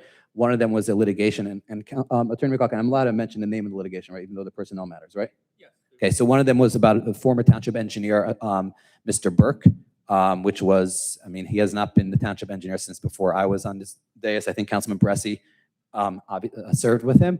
That was a litigation that he filed, and there was a payment that the township was responsible to pay in 2026. We had an executive where we discussed payment. That was a substantial amount. An additional settlement was there was a zoning board denial and a zoning officer denial about a place of home worship in Oakley Hills. I call it the Matzliach case that the township settled also for about $150,000. The township was responsible to pay for the legal expenses that the township unanimously voted to, I guess, settle and pay, which was also, the payment came out in 2026. I think the settlement was in 25. I think everyone but Councilman Pollack was on the dais at that point. And then the third one was the Chief Kuhn's settlement that the first payment was made in 2026 for that settlement. So those are the 3 for the judgment lines that I'm aware of. What? I'm sorry? And there's one more. There was a member, the former head of the DPW, the township also had a litigation from him going back a bunch of years. And again, he also was head of DPW long before anyone here besides Sir Councilman Baresi was here, and that settlement was also paid in 2026. Additionally, just to point out, sometimes some of these settlements are cutely designed. There was a settlement that the township settled for a developer in 2023 that, lo and behold, I just found out a couple weeks ago, part of the settlement was the township didn't pay the legal fees, but the township deferred all building permits. So now the town building department has to do all that work this year. And I think the building department is rightfully so a little disgruntled because they're doing all that work right now. And that they're not getting the fees for some of that labor that they're doing because that was the settlement that was arranged in 23. instead of the township paying that year for that budget, the legal fees. So that would be the judgment. But now I'll let the finance team address as many questions as you wrote down and remember. And I would just ask if you can do your best to move the mic as close as possible because. Sure. So just to piggyback on the question was raised, well, you have the money for the lawsuits and then the legal fees. So the legal fees are always a part of every municipal budget. We always have counsel on, appointed, and those legal fees do not necessarily have anything to do with litigation. So sometimes things pop up. Sometimes our JIF handles, our insurance handles it. But there's just general legal charges that come up. So I just didn't want the two to be combined. To question you, I think like all the legal fees that we pay for ordinance reviews, for example, we asked our attorneys, we had some back and forth this morning, council, with regard to data centers, all that the attorney would be reviewing would be part of legal fees. This doesn't mean litigation per se. Correct. Okay. So I didn't want that to be confused or Okay. Misconstrued. To address the admin salaries and wages. So there were new employees hired. There was reallocation of salaries. Yes, to answer Mr. Seleckia's question about, at the time, we thought it was the housing fees, that the housing salaries that were not, that were missing. But obviously with the amendment, after I reviewed everything again, a second time, because just as a disclaimer, and I'm not trying to shift any focus on anyone else, but I kind of came late to this party for your budget. So I didn't have firsthand, knowledge of everything. And involvement. Thank you. That's the word I'm looking for. Involvement in all of the creation. By the time I got here, it was just about finished. So at the time, we thought the housing was in there, and then it was later determined that it was not, and therefore the amendment was necessary.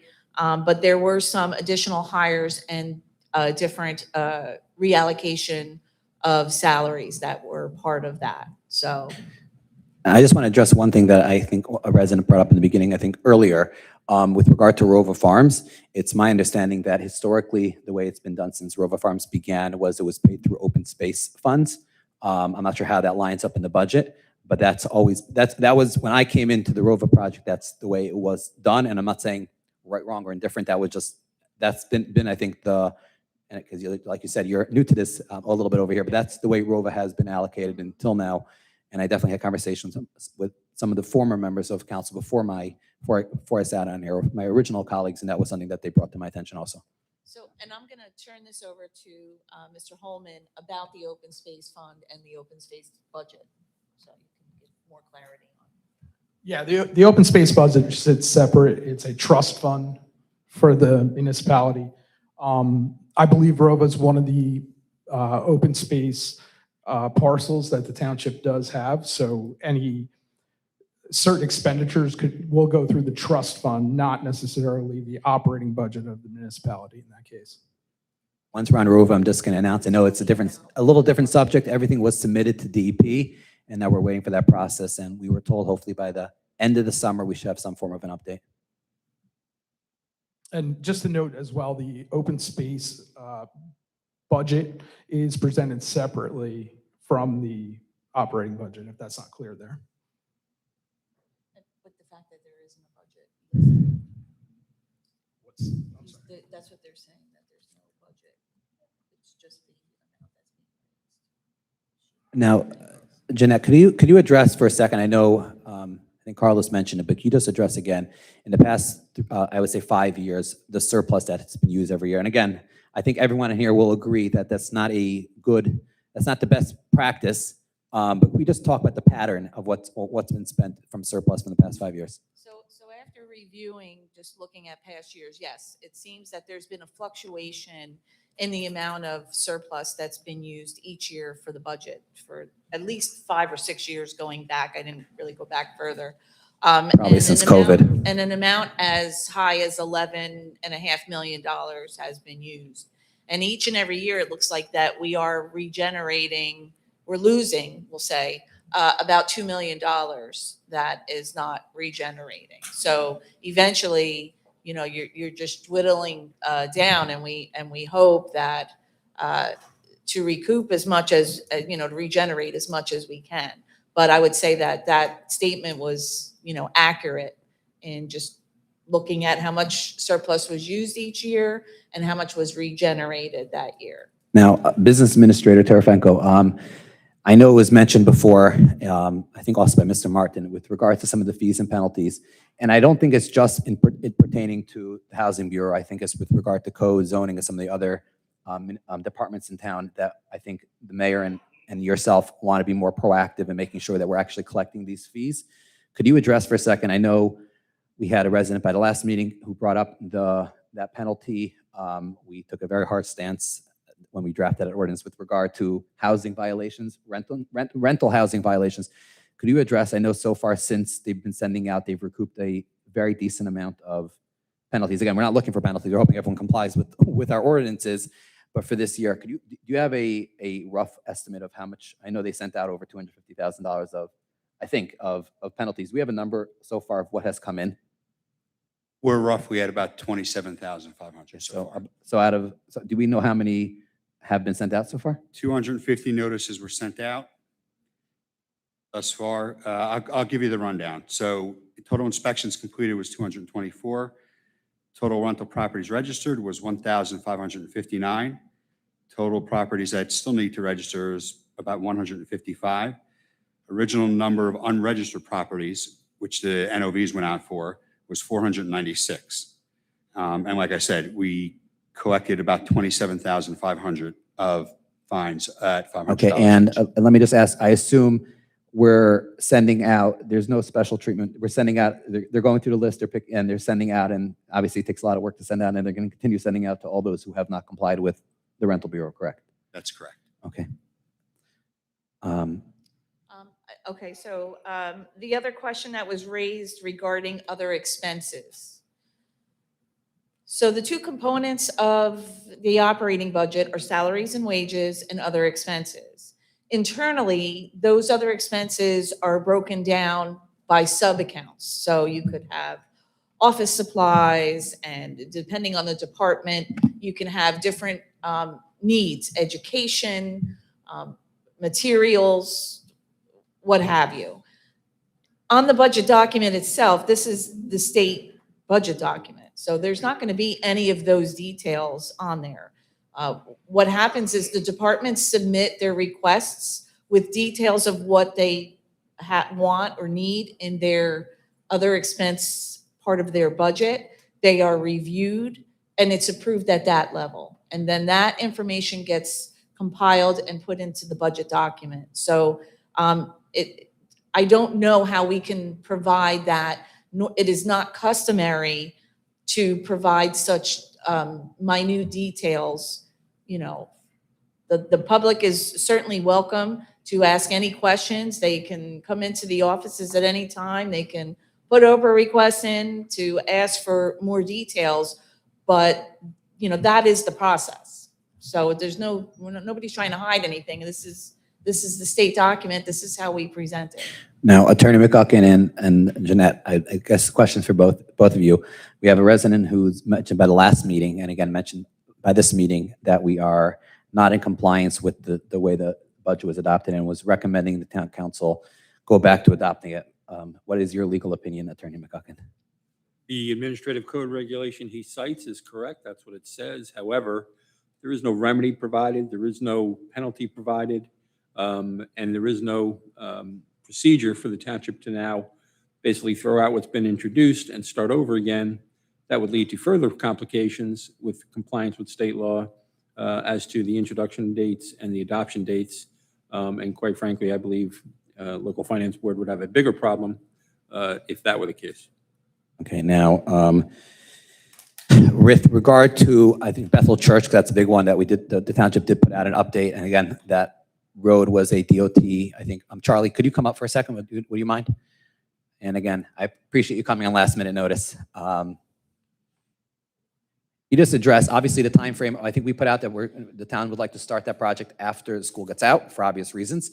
And it was funded through, I think, an NJDOT grant to repave the road. Can you just address that for a second? And Yeah, so it was funded through fiscal year 24 DOT grant from NJDOT. And it was originally just for milling and paving of the roadway. Through various discussions, pedestrian safety concerns, the scope was amended to include the installation of sidewalks on the south side of the road.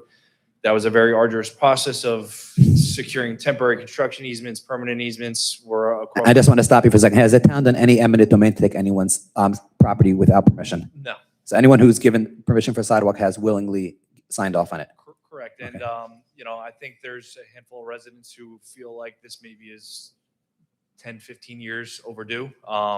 Their school-age kids are now high schools and they don't necessarily walk.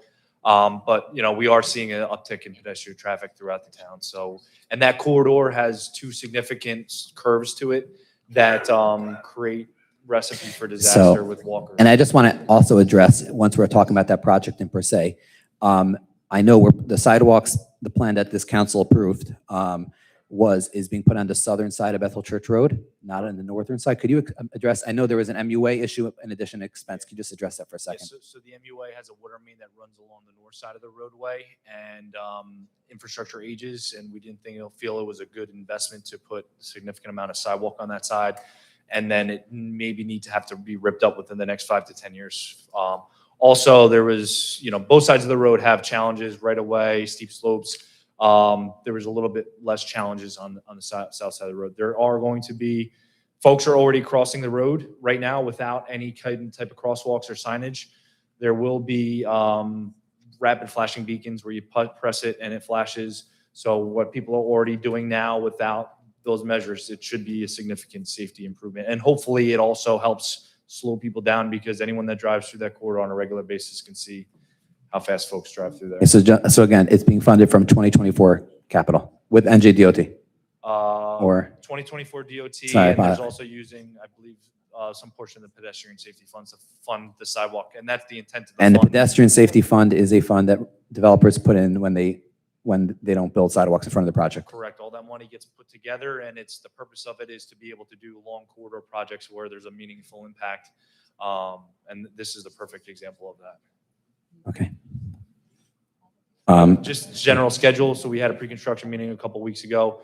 They're waiting for school to start. Traffic control from PD, they're still working through the details on that. There is going to be some minor disruption to traffic as far as alternating traffic, because that is a busy corridor. Concrete work sidewalk is going to take a matter of 4 to 5 weeks through July, and then we're looking to hopefully have the road milled and paved before the end of the summer and Labor Day weekend. So. Okay. And just one more quick question on that subject. Again, I know it's not so much budget, but once you're here, I know I see multiple members of our PD here. That the way Bethel Church was picked, I know there's been multiple requests for the town. Could you just elaborate a little bit, obviously, on the repaving of Bethel Church, but also on the sidewalks on the southern side? The process was it just picked from a hat, or? No, so the town did a township-wide road inventory as far as pavement condition 6 years ago. We use that as a tool. We also meet with DPW. They're out there, the ones fixing potholes on a daily basis, and we kind of meet with them and figure out what makes the most sense. A municipal road in a residential subdivision is not going to be a significant priority for DOT. It doesn't have high traffic volume. It might not have public infrastructure in terms of schools, municipal buildings. So we try to focus on, we'll call it the outroads when we submit those applications. Last year we submitted 2 applications, Lakehurst Ave, one section of that's in really poor condition. We got 400,000+ for that. This year we're contemplating the balance of Lakehurst Ave or Manhattan Street.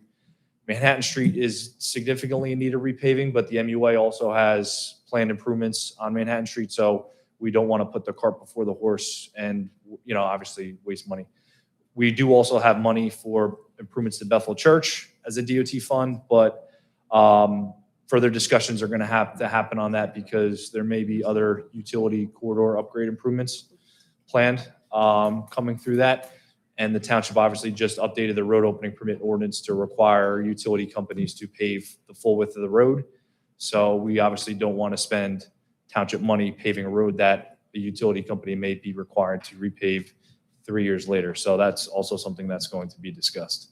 Okay, thank you. I appreciate it. Anyone from council? Oh, I have a question for our CFO, if possible. So I have spoken with our business administrator probably 3 or 4 times in the last month about this budget in detail.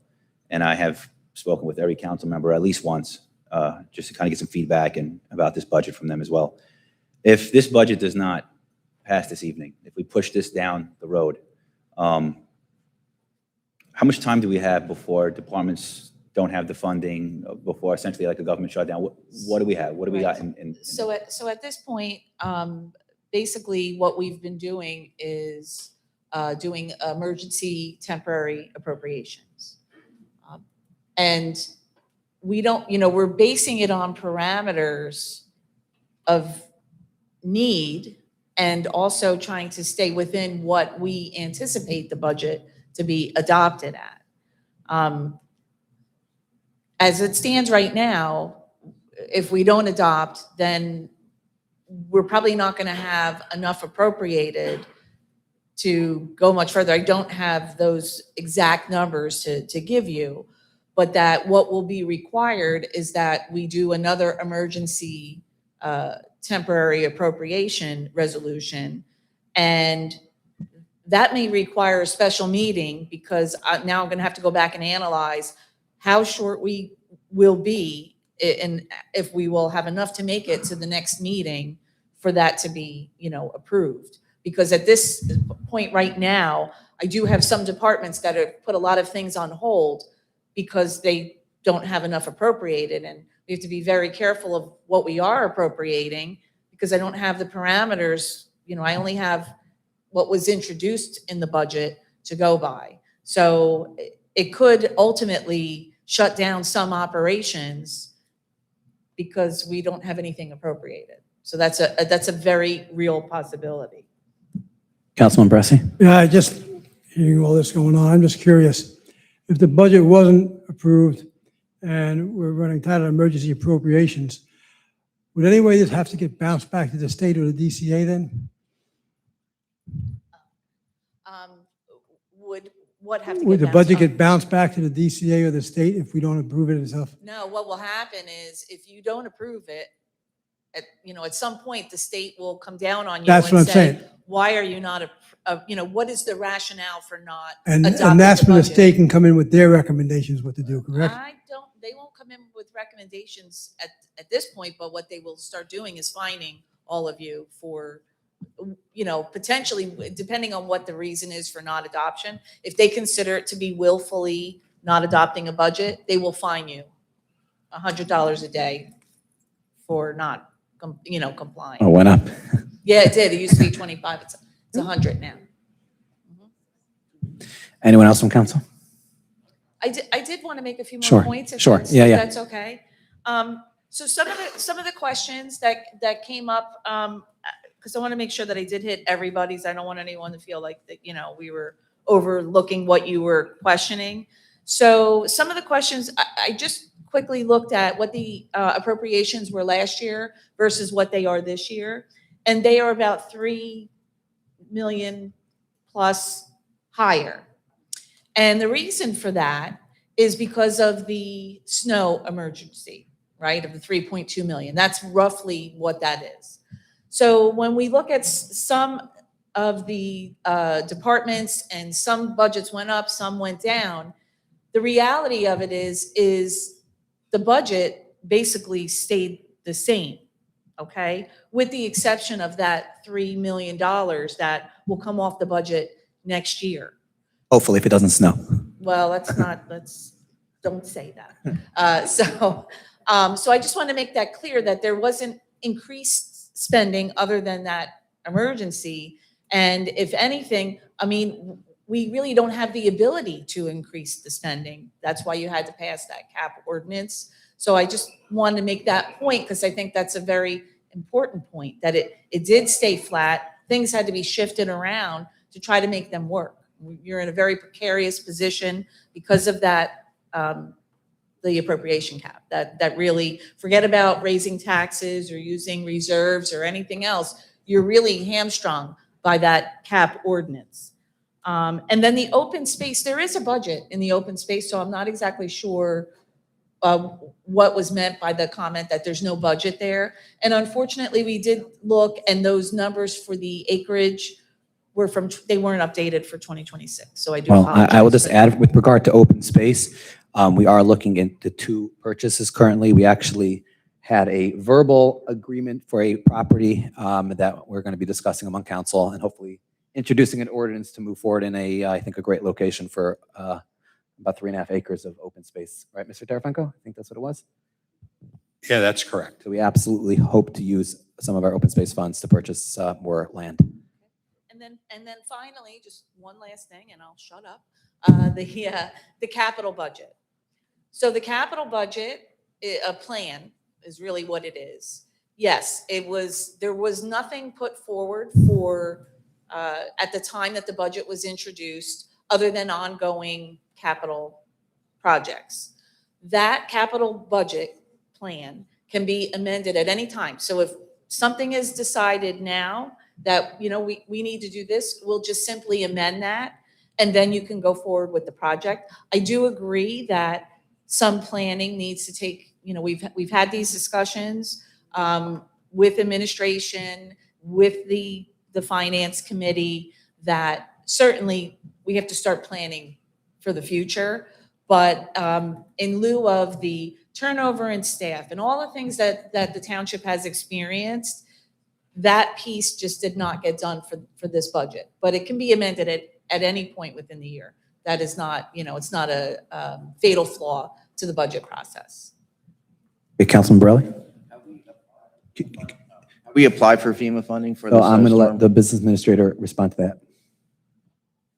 So to answer your question, it's yes, it goes through the county OEM, and then if we meet the requisite for, the county then sends it to the state, who in turn seeks funding from the federal government for reimbursement. And just to address Business Administrator Tarafanko, during the snowstorm and after the snowstorm, DPW tracked every single truck and every expense that was paid, and it was documented and submitted to the state. But I don't think we're surprised to hear that the state didn't get back to the county yet.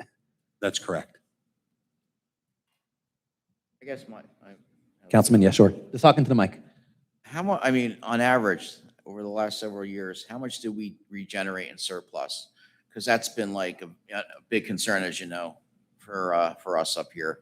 They're going to get some real numbers for you, but it fluctuates every year. And the amount of surplus, so let's say in 6 years, if you've lost 2 million a year, you're down 12 million over 6 years from where you were. But it's every year it's different, and they're going to get some real numbers. Okay. And what are you anticipating, I guess, is for this year from housing, code enforcement, municipal tax lien, collections? I know the commercial ratables, as I know a resident mentioned, I know that probably won't be generated in 6 months.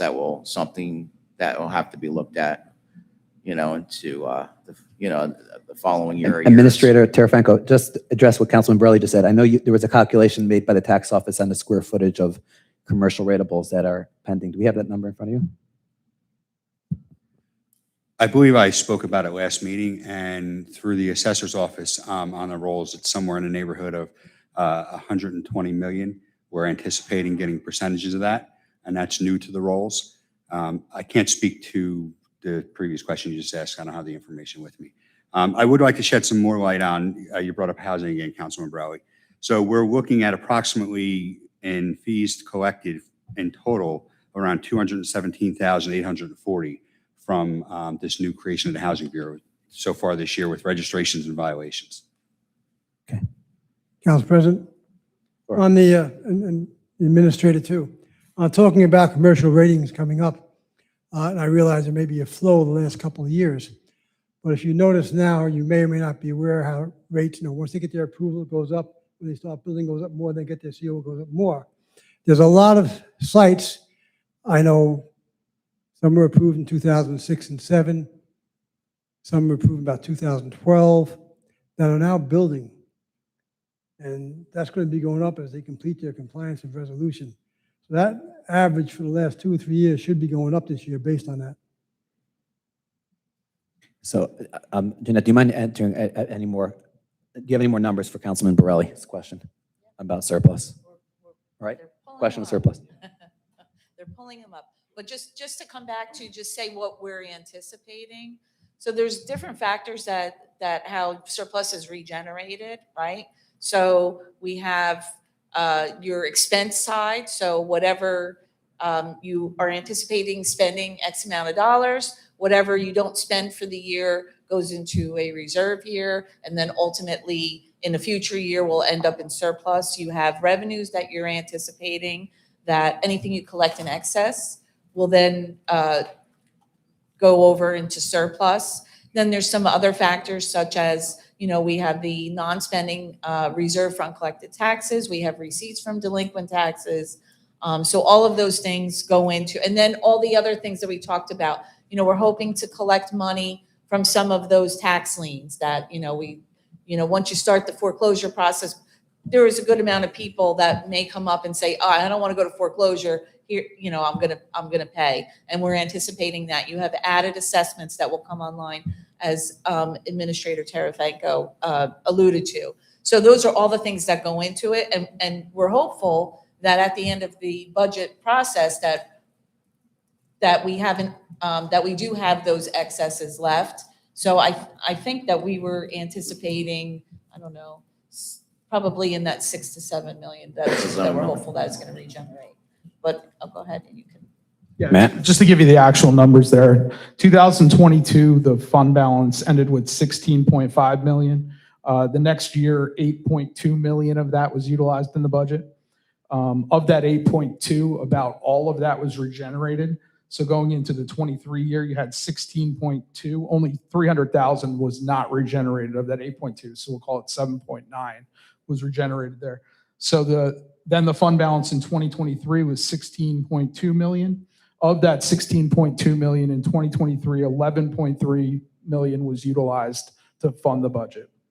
Going into 24, you could see that the fund balance dipped down to 13.4 million. So of the 11.3 that was utilized, again, about 8 million was put back into fund balance.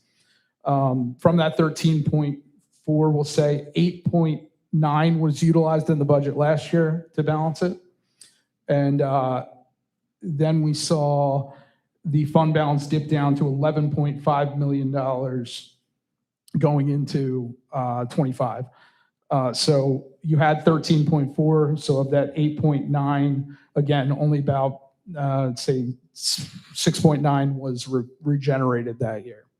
Then of the 11.5 in this current budget, it's being presented that $9.4 million of that 11.5 will be utilized.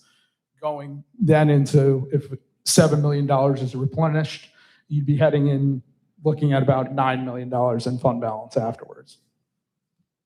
Thank you. Councilman Borelli, you got, okay. Madam Clerk? I have a motion to authorize Resolution 177, 2026, adopting the 2026 municipal budget with amendment. Motion. Second. Councilman Borelli. All right, I just have some comments, obviously, about the budget because we've been going over it. And I want to thank our budget professionals for being here to address our questions and the public's as well. Well, my position on the proposed $62.9 million municipal budget reflects like a 5.5% increase. It's a lot. My concern, of course, and a lot of concerns of our my fellow colleagues is a big depletion of our town's vital surplus. And I understand that surplus was used before in previous budgets. And I just wish we had a clearer financial strategy going into the future. And I hope to, work with council and administration regarding that in the coming months. We can start working on next year's budget tomorrow. Our municipal reserve, I know it is essential for, emergencies and future investments. And it seems to, like you mentioned, it gets lower every year by $2 million or so. So that's why I advocate for looking at proactive measures. I know I spoke with some of my council colleagues regarding that, so we can safeguard our long-term stability. So that would include maybe looking at or next year's budget, considering, we've been losing surplus, maybe implementing a hiring freeze regarding non-essential positions deemed by the administration, and then, reining in spending, having some controls on them, looking at reining in those discretionary expenditures and deferring critical projects and all that. And new revenue streams from housing, as Business Administrator Terafenko mentioned, monies too from code enforcement, municipal tax liens, which I hope works out really well for our town, and that are anticipated and appreciated. And just wish we had some more. I like the numbers I'm hearing about surplus regeneration in the next year. It looks like we've been regenerating based on the information you provided tonight every year before this year. So, and I did my due diligence. I met with budget officials, Business Administrator Terafenko.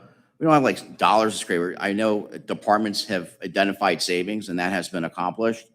And it just seems like we can't cut anymore. I know you've all cut as best as you can. And I know you're advising us that nothing else can be, cut at this time. So I'm not entirely supportive of the budget, happy about it, but I understand we have to pass it. I get it. We have to do it. We have to pay our bills, and we have to run our town and continue services for our fellow residents. So I'm going to vote yes on the budget, and just hope we can work together to address those many concerns and make sure that we have more of a solid financial future and budget. Councilman Bressi? Thank you. Yes, I have some concerns about the budget too. The one thing we're going through with everybody, there's really not much to cut. $1 here, add $1 there. That's not the project. That's not how you do a budget. You got to make sure you can live with what you're putting in there, what you're planning, and you have the money to spend. I do think I am involved in land use a lot, and then knowing certain projects that are now moving after 6, 7, 8, and 10 years coming to fruition. As they break land, their rate of taxes will go up. As they build will go up. When they get the CO, it goes up again. All that would be increased revenues coming in. And as much as people hate the word development, look around, you hate it. But that's what's going to have to pay your taxes right now. And there's a lot of it going on, and a lot is moving pretty fast. So I really feel confident that we are in the right vein to draw back some of that surplus. With that, I vote yes. Councilman Pollock? Wow, it's a little bullying to make me vote yes tonight, I guess, right? You don't need my vote to pass this budget. You don't need it. You got the votes. A lot of pushing on me to vote yes. I'm going to abstain on this. And I got to say, I don't want to put my name on this budget. I'm not happy with the leadership, the management of the town. Like I said, cost increased, spending increased. More appointments, more hires, and more services. And we're keeping the taxes flat. I think we're putting ourselves in line for tax increases in the future. I don't know if we're actually thinking about the future. I think we're just thinking about the election year. I understand this is difficult, but it's what has been done to get to this point. How are we thinking? I'm still taken aback. I think back, how we were proposing $5 million in softball fields a couple months ago when we're in this kind of financial position. Some of the hires and the salaries don't make sense to me. The assistants being hired, I'm abstaining on this. You'll get your budget. It'll be passed. You don't have to play games with it. I'm just going to stand up for my principles and who I am. And I hope we make changes for the future. Councilman Borelli, brought up a lot of important things, I think, last time. Whether it be spending freezes, hiring freezes, getting overtime under control. Let's look at some of these contracts. Do they make sense? Do we need these people? We got to get this ship tight. I'm going to be the objector. Deal with it. Do what you need to do. You're not going to bully me. I'm sorry. Thank you.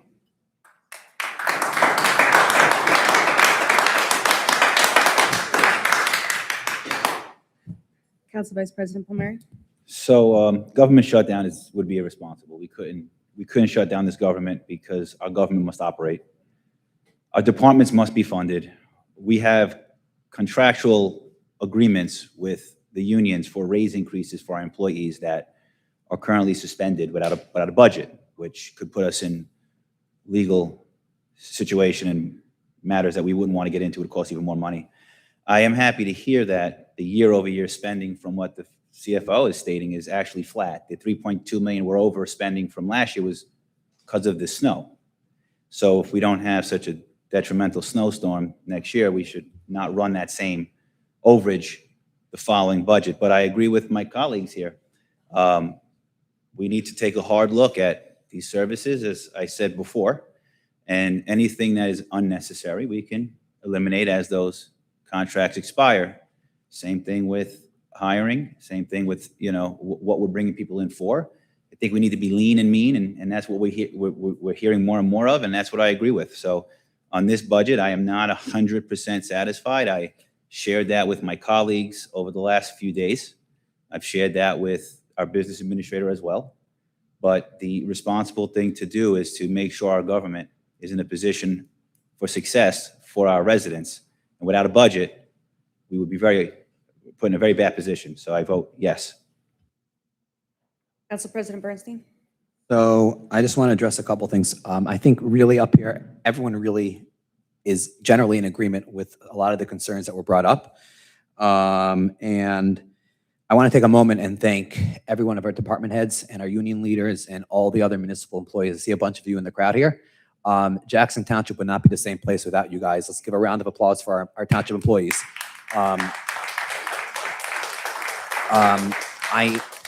I've had the opportunity, together with the mayor and some of my colleagues here in council and with the business administrator, and getting to know the work that you guys continue to do day in and day out for our township.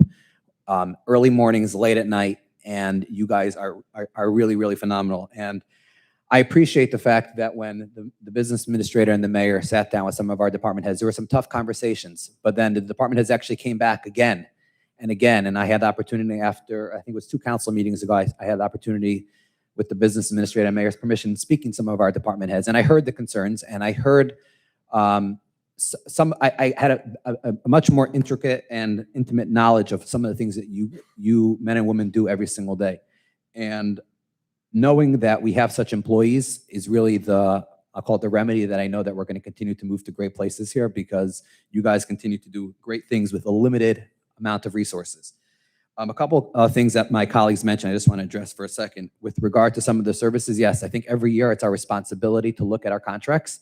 I think there's a couple of the big union contracts that are coming up, which are due now. I don't think the business administrator and the current mayor have had an opportunity in negotiating any union contracts now. So looking forward to hopefully tough negotiations in the future, obviously to give our employees what they need, but making sure it's balancing the needs of our municipality. Whether it's with snow, I know Councilman Palmieri brought up some ideas about a last council meeting, whether it's with recycling or some of the other things. With regard to the $5 million ball fields, if I understood correctly, that was a recommendation that came from the Recreation Committee. It was something that people thought was state of the art, that most likely, I assume, and Charlie, I guess, nod one way or the other in the back there, came from, the plan was to use some form of open space combination. Obviously, at this point, I think the governing body's decision was not to move forward with that. But that was something that was resident input, resident ideas, and obviously ideas are ideas, and putting paper to pen and making things happen is a very different thing. Lastly, I just want to really just mention our CFO and Matt and your team, together with our business administrator. You were a blessing to come to Jackson. We appreciate it. You really came in and you put your whole heart into here, and I haven't had the opportunity to get to know you that well, but we really, really do appreciate it. I know sometimes someone comes in, they look at it as an extra job, and sometimes they actually put their heart and soul into it, and we wouldn't have been able to pull off all the various budget ideas and concepts without having you, Matt, and obviously the entire Holman team here. So thank you. And with that, I vote yes. Motion carries.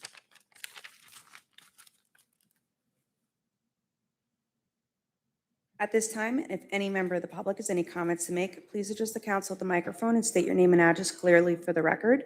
You'll have 5 minutes to speak and may only speak once. May I have a motion to open public comment? Motion. All in favor? Aye. Any opposed? Good evening, Elliot Shemtov, Jackson. You know, tonight I brought some interesting words on paper that I was going to talk about, but I'm not really going to read from this. I sat here tonight and I listened to everything that transpired. I'm going to shoot from the cuff here. I've been in the private sector for 27, 28 years now. Watching everyone discuss this budget and ask for forgiveness and beg to pass a budget or departments aren't going to be funded, I think it's a travesty. Can I be frank with you? This is the reason why people hate government. People despise government. This is why people that are business people in government get the hell out of government and go back into business, because it's more structured.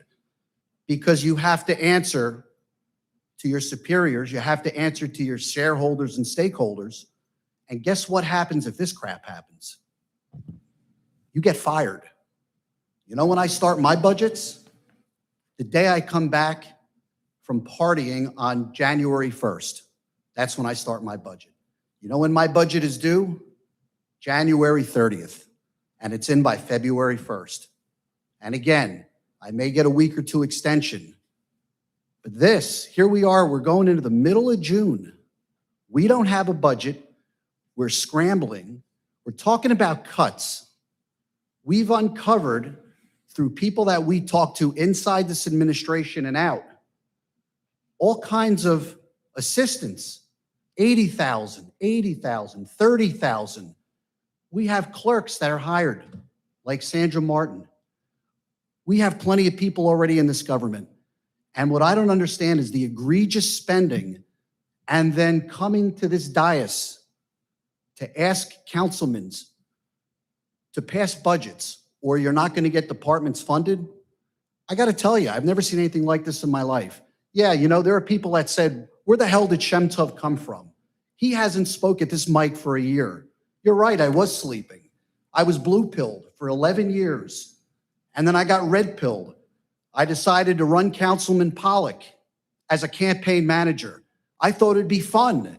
I thought it'd be something cool to do. I was like, let me just hang out with this guy and run him. And you know what I found? I found that our town is an absolute mess. You think I wanted to stand up here and run for mayor this year? That wasn't on the bucket list. But somebody needs to step up in this town and fix it. We got a mayor who doesn't show up to budget meetings. This is her budget. Her name is on it. I know you're all working hard to make this budget work, but where is she? She claims that she's been to every other council meeting as council president. Well, get her a trophy. Because you want to know something? She's not here tonight. She wasn't here when they introduced the budget. And I got to tell you something. I'm not just some pissed off guy running for mayor. I speak for the town. I speak for the residents. If I'm saying anything up here that's untrue, I'll hear about it, but I won't, because I'm right, the residents are right, and each one of you up here know I'm right as well. I got 2 more minutes, so I'm going to use it. I mean, look, you have issues here where you had overpaid employees, $200,000 in overpayments, no investigation, no discipline, no recovery effort. I think one person, maybe it was in PD who was overpaid, returned some money via check. But there's been lawsuits, a dozen lawsuits. Again, I sat up here about 3 or 4 months ago, and I said to Attorney McGuckin, we have 6 lawsuits and we're on our way to 9 or 10, and he laughed at me. And what are we at now, 12? There'll probably be a 13th soon. There's a nickname in this town called the Jackson Lottery. Why is that? I mean, heck, seems like anybody who needs a few bucks just has to come running through this town and they'll make a couple dollars. This is the reason why we're in trouble. Town Hall is a mess. It's a chaotic environment. It's a hostile environment. How do I know that? Because I talk to people in this government. They tell me about it. They tell me about what transpires beyond these walls right here. Mismanagement to the T. You're all guilty, and I'll tell you what, come November, you're going to hear from 66,000 people.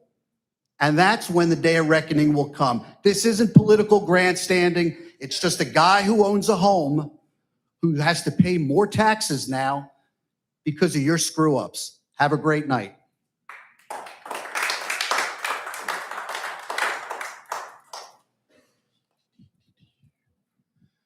Jim Selecchia. I just want to clear a few things up. The user-friendly budget is only 10 years old. The state created it in 2016 so that the residents got detailed information on the budget. So when we get told, yes, the code reads that way, that it needs to be included in the introduction, but there's no regress because there's nothing. How do we fix it? Well, it's only 10 years old. No one's ever tested it. Guess what? It's time it's getting tested. And it's interesting because yesterday when I spoke to the person at the Division of Local Government Services, they gave me the information that I needed. I have a letter here.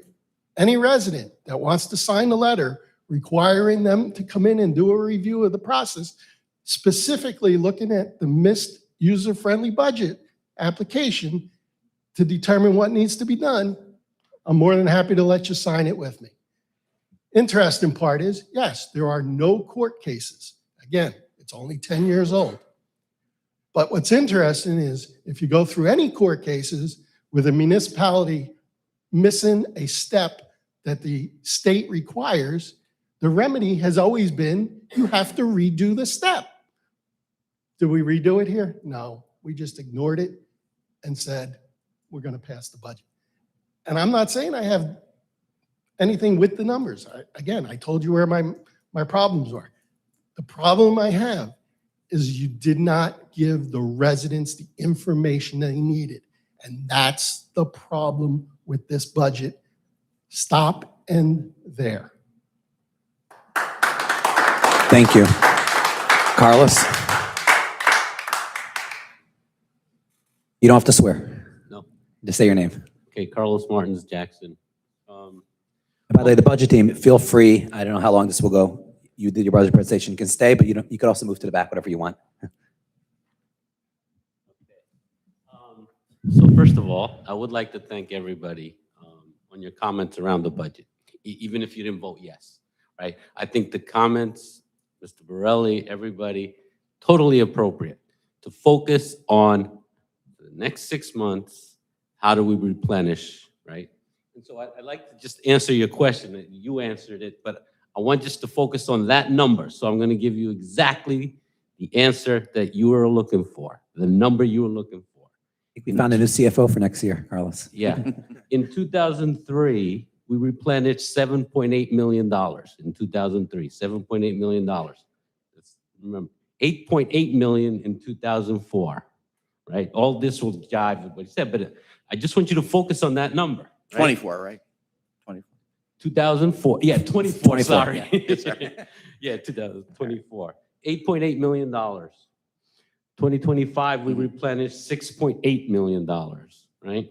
So just high-level math, that's why the $7 million that we need to replenish in the next 6 months is now outrageous, and especially based on some of the things that we quoted. But it requires a lot of work. It's not going to happen just sitting there, right? I think you've all committed to doing that. So I do appreciate, everybody's I think effort. tonight's ordinance about taxes, I think, is a testament to that. If you're not paying your taxes, you don't get your permits. And I think every developer is going to not want to stop the project in middle of the project. So I think everyone here on council and administration's in agreement. Okay, all right. So I'm going to keep, every time, I'm going to use my 5 minutes. I'm going to follow up and ask, how are we doing with with all of that stuff, right? So in light of that, let's go through the bills, right? My favorite thing. I know it's boring, but that's what we have to do. So I'll just ask again a follow-up question from the first time. Any resolution on why we're paying extra for recycling when we were supposed to be flat? Anything done with that? I spoke, Mr. Terfranco, if we spoke today to and yesterday again to the vendor. Unfortunately, some of the expenses that we were initially his language to me today was, I guess you guys are going out for bid next year. I said, you bet. Because he did not, we obviously had a contract, but there were sliding expenses in there that he did not. Sliding expenses. Okay. Fuel and all the other expenses, but Got that were not, I don't want to use we're not supposed to be in there because the contract left it open. But I think everyone here will admit that we could have done better on that. But that was unanimously passed, but we could have done better. Okay, so that 500,000 extra is not going to go back into our surplus. That's not going to be one of the items. Unless when this council, whoever the council is next year, puts it out for bid and accepts. But that would be next year anyway. Correct. Right? I'm talking about the next 6 Correct, months. yeah. Okay, fine. That's fine. Okay. Also, one of the last times I asked about who barred associates for a feasibility study, $18,000 we paid. And my question at that time was, what are they studying? What's this feasibility study all about? More important, do you know? Because you've said yes to it and you paid it. And so I never got an answer. This was on the May 12th. So, Mrs. Administrator, wasn't that what we had discussed with regard to electricity? About getting a quote for feasibility about changing the vendors? I don't have it in front of me, so I apologize. But Yeah, that's Brian correct. called I about believe that. you answered that last meeting. yeah, I called the business. If we're referencing the same thing, and you can feel free to call me tomorrow, or come over after the meeting, and I'll write it down. But the township last year put out a bid for a feasibility about getting some of our utility costs cut by a third party like electric vendor. I think that's what it is. If I'm Okay. So I'll follow up with you. Yeah. Obviously, the key to that is keep track of it. So if we're paying $18,000, how much would we save if the feasibility is there, right? Or is it $18,000 down the drain because they're saying you're not going to be able to save anything? So I'm not sure if we're not going to save. I don't know if the decision was made on that specific thing. I didn't get the results yet. Okay, well, we're going to keep on top of that. All right. So in this meeting, bills that you've approved, right? So it looks like the police uniforms are expensive as heck. So I see here purchase of police uniforms, $2.7 thousand. That's just one. And now I guess my question is that for one person, one uniform, or is that? So I'm going to give you 10 more seconds. Quickly ask your questions, and we'll get back to you. Okay. Because that's 2.7, then there's another $1.5 thousand, and then there's another 2.7 with no description on it. Aetna life insurance, I guess we pay a lot of money, $142,000. Maybe we can look at that contract. And then, So Carlos, we're going to stop now, and feel free to Okay. come over after. With life insurance, I think the township, we're constantly reevaluating if we can do better, and we want to continue providing the services, but with all the healthcare so one very benefits. final thing, it's not even a question. That's it, Carlos. $105,000 tax payment, that's what Carlos, that's about. I yeah. see it here. Thank you. But that is the Thank kind of you. stuff we got to do to keep track. Trina Sargent, Jackson Township. I heard Manhattan Street is being repaved. Right? So, No. you want, I've asked this before a long time ago. Will they be putting a crosswalk there? Sure. I've asked that there be a marked crosswalk. You have 60 acres on one side. You have the stores on the other side. And sometimes it is heart-stopping watching the kids try, well, not just kids, on their bicycles, running to get across the street. Traffic, I know it's a 30 Sure. mile an hour speed So, limit. with regard to Manhattan Street, the township put out a press release about it. The town submitted through Congressman Smith's office a funding request from the federal government, which early indications is that the township hopefully is going to get that somewhere in the fall of next year. And the request that we put in was for the Manhattan Street corridor, which would include the repaving, which would include crosswalks and flashing lights and all the various safety necessities that are for that area. So the short answer is the town's not doing it yet, but we did put in, we put in a funding request. The township engineers and the business administrator and the mayor personally literally filled out the paperwork overnight. We had like a 12-hour deadline. And like I said, the indication we received from Congressman Smith's office and the federal government was that looks like we're going to be getting, which Jackson has never gotten before. It was a project which was approved and supported by obviously municipality, the MUA, the Board of Ed, some of the sports leagues in areas. Everyone wrote letters of support. So we're hoping that we'll get funding for that approved in the fall. And if I could just add. Remarkable that there's never been an accident there. You have the school. Sure. That's why we put it. That's why we put. But I asked for this a long time ago. So I understand. Like I said, when I met with Congressman Smith and his team, and Councilman Palmieri was there also, we met and we put in. We said to him, Jackson never receives federal funding, and it makes no sense. Lakewood gets, Tom's River gets, and his response to us was Jackson has never ever in his term, and it's been a long time, put in a request for the federal funding. So we said, when's the deadline? I think it was a Thursday. He said the deadline is Monday by 5 p.m. So we had the PD put in their request from their end. And Charlie worked over the weekend together with the mayor, personally filling out that paperwork. And like I said, we got a call about a week or two later that it looks very promising. We're going to be receiving from Manhattan. Doesn't look like we're going to get the police funding for this year, but we didn't give up yet. Councilman? Yeah, I just want to give credit where credit's due. When we approached Congressman Smith, he was very engaged with us, and he was very supportive of putting this through to see if we can get the federal funding. So. Yeah.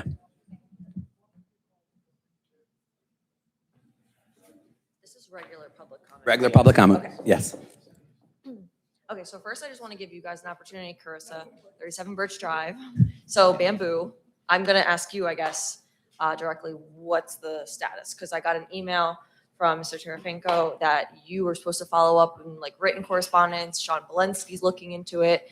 I first brought this back to you guys now 4 weeks ago, and nothing's really like happening. I haven't really gotten anything, and I have to physically come here in person to then hear, you'll get a call. We'll look into it. And I'm getting frustrated. This has been going on for years, and I'm just like at a boiling point. Like if anyone has any knowledge on this, I'd love help from anyone. Like, I don't know who I need to go to. I just feel like it's wrong that I need to. So I got go back and an forth. update literally today, and I think Mr. Tarafango could allude to it because I think you sent it to me about sending DPW out. They're going to look at all the bamboo, and I think we're going to remove the township property and do something else. I just got the update just a few hours ago. So I just want to add for a second. I'm going to turn to our legal counsel also. There's been multiple correspondences internally from our legal team together with no one was sitting here not doing anything, but we obviously you're a resident and we hear you and we want to look into it, but we have to do our due diligence. We can't just have every resident who comes up and makes a request, even if they're legit, they're right. We have to send it to our legal team and they have to research it together with our DPW. So legal team and business administrator, any more information for the resident? I can indicate that we have reviewed it as we did a year and a half ago. I can indicate that it is absolutely unclear where the bamboo came from. And it is absolutely unclear whether the township can spend taxpayer funds to remove it on your property. Clearly the township lot has some on it, as do adjoining neighbors to your property. So the legal issue is, can the township go in somebody's private property and spend taxpayer funds to clear a bamboo issue, which we do not believe we created? But we have this, all I can tell you is it's a vacant lot that the township has, and the That township didn't has, maintain. It's still your responsibility at the end of the day. the township never established bamboo on the lot that we can determine. Whether your prior owner did, whether another owner on somewhere else around the property did. All I can tell you is the legal issue of the township spending taxpayer funds to clear your property of bamboo as opposed to the other neighbors is also a legal issue that needs to be resolved. But from a strictly liability, I'm a lawyer, so that's what I do. Yep. Is it the township's responsibility and the taxpayer's responsibility to clear bamboo on your property?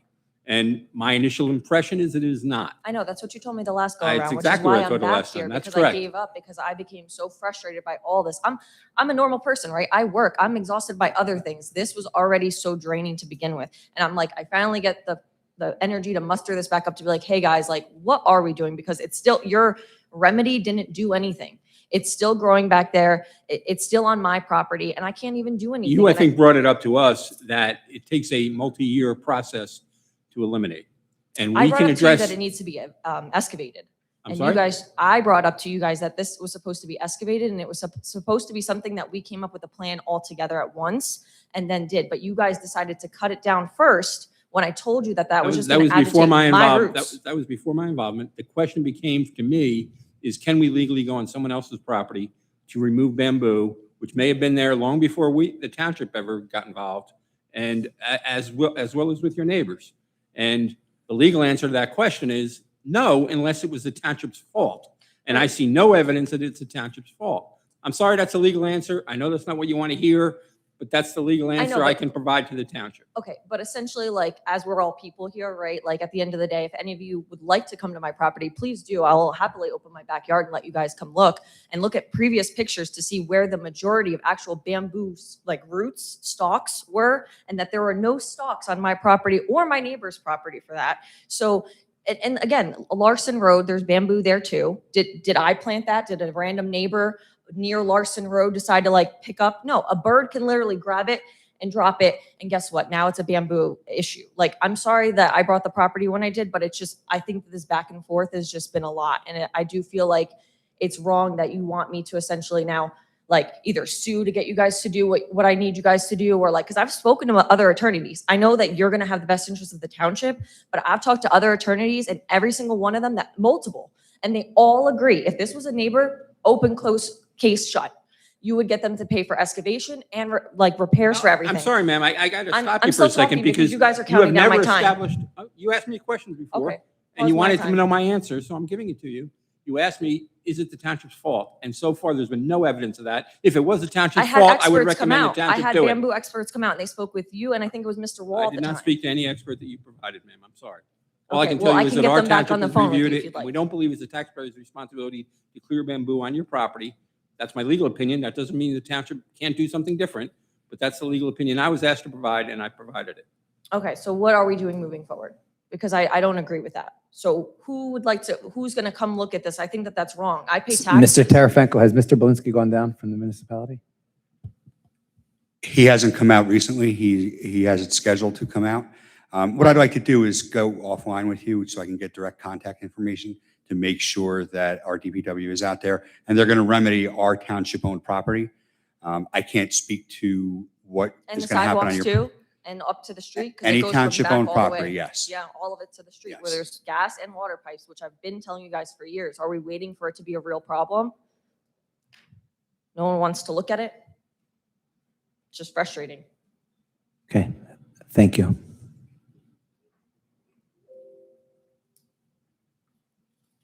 Now it's public comment. That was my turn, yeah. You can say something Thank nice you. again. Linda Egan Natalia. I live in Westlake in Jackson. Maybe on a happy note. About 3 years ago, I approached Mayor Rayner about having the Muse have their own access to their community. Okay, they were the only community that did not have their own access, and they came through Westlake. Well, the mayor put me in touch with, as the president of the Board of Trustees at the time, and working with the rest of the board members of Westlake, the mayor put me in touch with Morty and with Jennifer Kuhn, and we worked out over the past 3 years to get that project completed. And so I want to thank the council for all their support for the last 3 years. I want to thank Mayor Kuhn. I want to thank Morty Bernstein, the township engineer, the attorney, the police, all the workers, the administrator, to show you what really can happen when it's a team effort between government and community. So thank you very, very much. Thank you. I knew that was coming. Fred Morrow, Jackson. And I'd just like to say that I really want to thank you all people because, yeah, I feel like I live near a compound now because of the 6-foot black fence that was just installed. But hey, good money after bad. You opened up a road you should have never, because the agreement was it was never supposed to be opened. But that's okay. Let's discriminate against the poor people in development by putting their families, their children at risk. I've been up here at this mic. This just irritated me to no end because it's my grandchildren that are being put on the line. It's the increase in trucks, box trucks, delivery trucks coming through the development, not even going into the Muse, okay? Cars speeding down the road that nobody's done a damn thing about. And I'm supposed to sit there and say, oh, it was a real nice gesture for the town. No, it wasn't. You put everybody at risk, and guess what?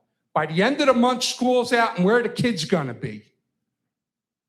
70,000, 90,000 pound fire truck come down that road and smack a kid. Let me tell you something, it ain't gonna be a pretty sight. I've said it before and I've said it again. Speed limits, people don't look at speed limit signs. They don't give a damn. The signs that you put up from the entrance of the Muse, they don't follow them. I saw a school bus making a left turn out of the Muse because he made a wrong turn in a no left turn zone. I've seen people make right turns coming out of South Boston Road because they lived in the Muse and wanted to get back there. But this is the stuff we have to put up with, which we never should have had to start with. You wonder why I get mad? It's because of stuff like that. You know, the discrimination part of Westlake and the Muse, hey, that was on yous. And the first blood is on your hands too. Because God forbid, should a kid get hurt, they're gonna come looking for yous. Because, you know, that's gonna be the way it is. And really, this irritates me to no end because you can paint all the fancy lines you want, you can put all the signs up you want, but you can't make the people read. And that's the problem. And there was one other thing I'd like to address. Somebody at the table here mentioned that, you know, this is the way things always have been done. Well, when a business loses $5 million a year, it's only going to be a certain amount of time before they're going to go out of business. If they keep doing things the way they're doing it, they're gone. And stuff like this, you know, this is what irritates the people. Do you really listen to us? Hell no, I don't think so. Because the attitude I get is, I'm one of the little people, I don't matter. But y'all have a great night. So I just want to address, I see Charlie in the back. I'm going to recommend, we've actually, myself and the mayor and some of my colleagues here have been in touch with Charlie about developing a upgraded safety plan for your neighborhood. And he's actually gotten approval from, initial approval for funding for some of those so I'm going to ask if after the meeting, if you can speak to Charlie in the back to discuss some of those stuff. You designed it, you constructed it, and then you brought it over here to the dais and said, let's vote on it, okay, to make it a one-way. Why? Were we supposed to eat it after you designed it, construct? What about telling us about it before you get to that point? Before the construction is done, and it's, well, you got to accept it now because we did it. Good money going after bad. It's great. There's a lot of other things that could have been done in the neighborhood, like the deteriorating storm sewer systems that were 50-year steel corrugated that are causing sinkholes throughout the whole development. I don't understand where you people think that you could just give somebody a favor for the safety of other people? Nah. Thank you. Anyone else?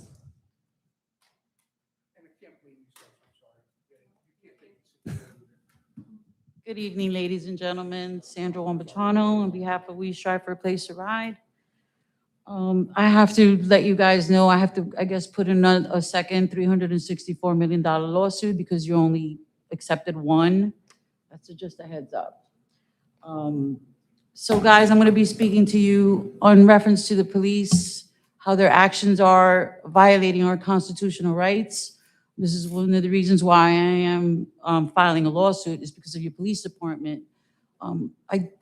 I don't care for backing the blue or whatever. I care about humanity. Is my goal to bring back for you guys to care about what we, the people, want. That's my goal here. It's not to bash anybody. On that note, I did go to a commissioner's meeting, and I'm going to use the same speech that I used then. Good evening, once again, ladies and gentlemen. I am a founder of We Strive for a Place to Ride, an organization dedicated to auditing government and administration to ensure transparency and constitutional integrity. My commitment to this work is personal. I was wrongfully incarcerated 364 days due to wrong address welfare check and subsequent sworn lie by an officer and many officers. I survived tortured of false EDP status while being stripped of my privacy 24/7. Ultimately, my own surveillance cameras proved the truth and freed me from a 10-year sentence. I am here to ensure that no other Ocean County family suffers this systemic malice. Accountability and constitutional education must be more than a paid vacation. A proposed and restorative liaison program requiring disciplined officers to serve in jails, booking, and medical units to see the human impact of rights violations. Furthermore, I am calling for mandatory constitutional law certifications for all officers, specifically focusing on the Bill of Rights. It is not enough to carry a badge. Officers must be experts in the laws they are sworn to protect. We do not need military tactics in our streets. We need service, not abuse. We must also address the electronic stress breaking our officers. Every day they are buried under laptops, radar, and body cameras that increase cognitive workload and burnouts. I am proposing a 3-to-1 tactical recovery cycle, 3 weeks of high-intensity work by 1 week mandatory, paid decompression of family wellness. Our budget must prioritize human infrastructure. A calm, rested, and educated officer is our best defense against civil rights lawsuits.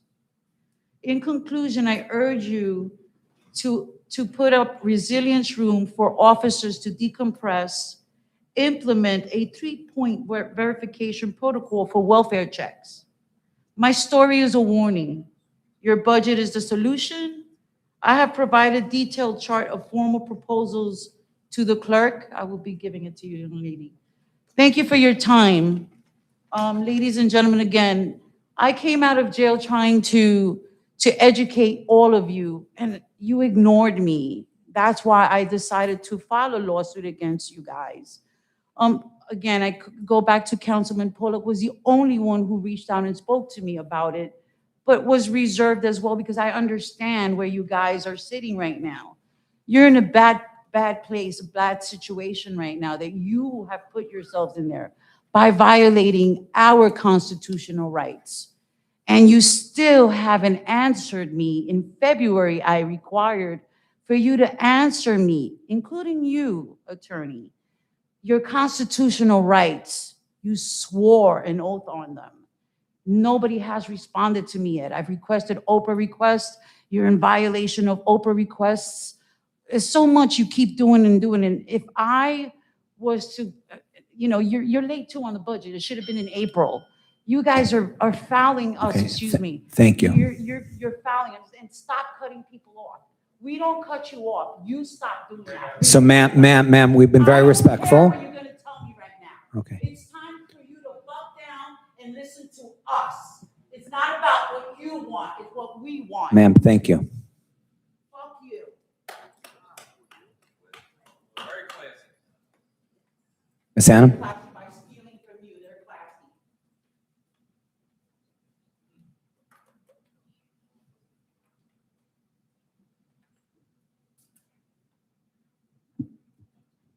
Deb Jones, Jackson. I have a few things to talk about, but one of the things, when you told the girl that you couldn't see spending township money to clear the lot, That's not what I said, ma'am. What I said is, should the taxpayers pay for it from a legal perspective? That's what I said. Okay, so the taxpayers, That's but correct. the taxpayers pay the employees, correct? And 652 Hyson Road, that property is an empty lot that is maintained by Jackson Township. The owner is 1436 Canterbury Road, Lakewood. So I'm not really sure why we're, So, as taxpayers, paying to maintain the property. Mm. I'm not arguing it. I'm just saying you can't do for one and not do Ms. for Jones, the if the other. township maintains someone's property, it's usually a tax, it's because they weren't taken care of, then we send out a tax lien against them or Well, you guys have been doing it for a while, so they're I would doing assume there's a bang-up tax job lien on that was it. probably submitted. Yeah, The other, if the township does work on a property because of a failure to maintain, the township institutes a tax lien against the property, and the costs the township incurs are paid from the taxes that are owed on the property. okay, I'd like to see the bill for that, but Sure. anyway. The other problem I have is the last meeting, we all sat here while accusations were thrown around. And one of your council people were being accused of calling names, not being nice, doing other things. And then at this meeting today, one of the representatives that sits on one of our boards, first of all, when you told him that this is about the tax gap, his response was, I know, unlike the resident who spoke before me. He's not part of the council. He shouldn't be talking about any of the residents getting up. I also have a problem with when he referred to politics when he was talking. He said, now with Batman up here. Are you kidding me? Are you kidding me? You sit on a council in this town, and I get that you can come up here and say anything as you want as a resident, but when you're representing the town in any form or fashion, I can't believe nobody, not one of you said anything about that.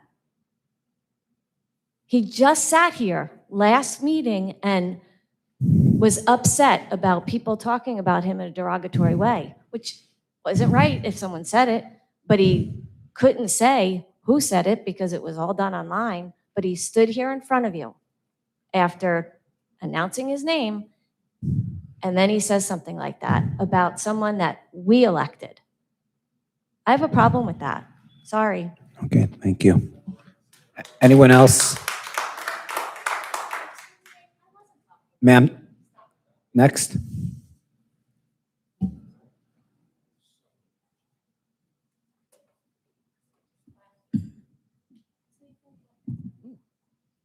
Don't know what happened with that. But anyway, Eleanor Haddam, Jackson, New Jersey. I'm just giving my personal perspective. I've lived here my whole life. This is my hometown of 62 years. I have probably paid in excess of over $400,000 in property taxes in this town.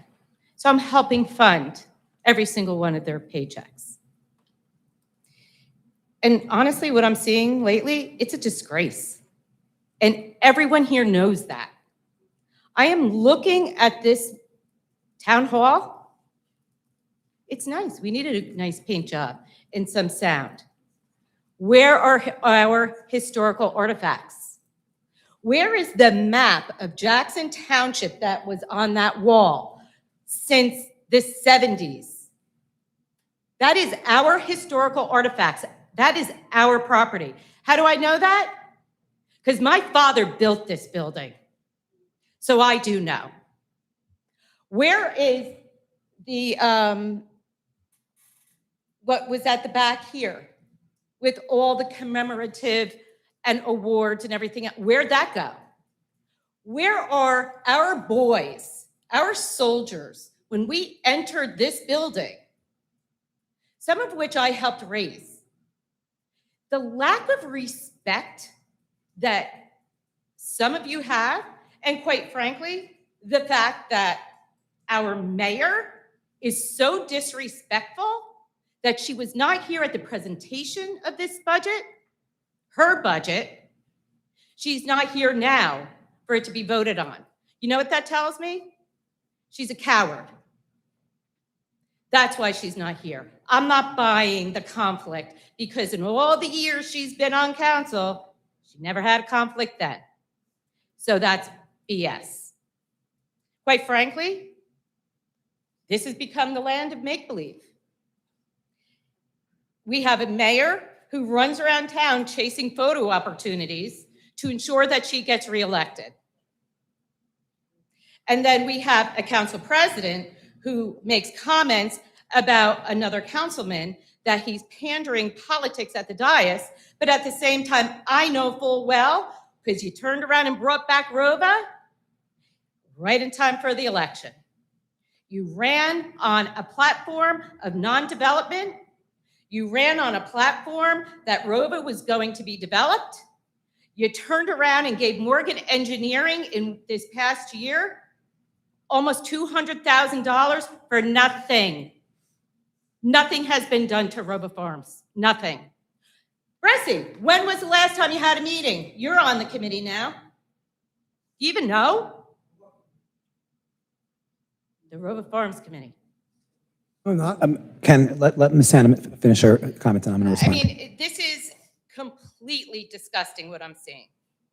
I mean, there's deliberate misrepresentations that are benefiting some and not the rest of the community. I'd like to know where the podium is, because the fact that the veneer needed, is that so funny?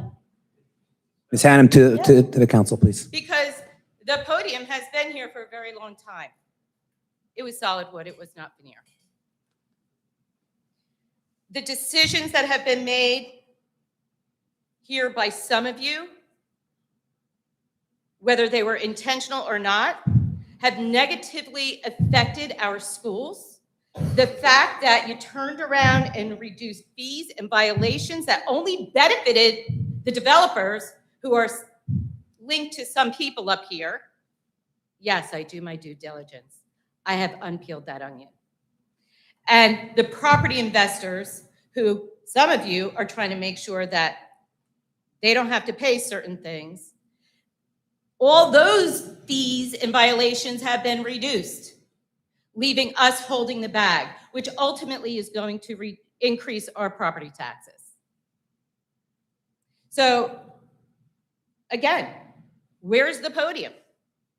Is the banner of our town going to be next that just disappears?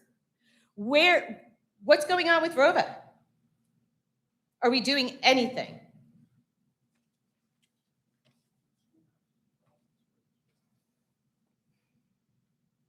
And then we have this open space. I guess I'll just end there. Yeah, so you can answer I'm my going to respond with regard to Rova. There has been multiple meetings from the beginning of the year. We have not had a meeting in about 2.5 months because of the fact that there was nothing to meet about. You can reach out to Chairman Chisholm because we had a meeting where we sat with the engineer finalizing the plans. It was submitted to DP, and at this point, the consensus of everyone on that Rova committee was that there was nothing to meet about until we get clearance from the DP so we can move things forward. So wait, you're meeting without the Miss, committee? no, Miss Hannah, it's not a question answer. I'm giving an answer. If you don't like my answer, that's fine. You probably won't like my answer because usually you don't, which is fine. So I've met with the committee. I am the liaison to the committee. We have a great working relationship, and the plans were submitted to DP. And at this point, when I think there were multiple meetings, if you go back and listen, some you may have been at, some you may not have been at, where we always gave those updates in the beginning of the meeting. I don't have much, absolutely, Miss Hannah, and I can send you the minutes tomorrow. No, I Thank sat in you. a meeting with Jennifer Kuhn came in and told Allah and the rest Miss of the Miss Hannah, committee that was two. that, Miss "Get Hannah, over Miss it, it's Miss not Hannah, Miss happening." Hannah. I'm not going to go back and forth. That was over. just telling That you. was about 2 years ago, and things. 2 years. And No wetlands Miss delineation. Hannah, your time is up. But there has been a lot of progress that has been made since we sat in that back room. I drive Myself. by, nothing. Okay, thank you, Ken. What about the rest of my questions? I got one. You said I'm on the Rover committee? Yeah, it's on the website.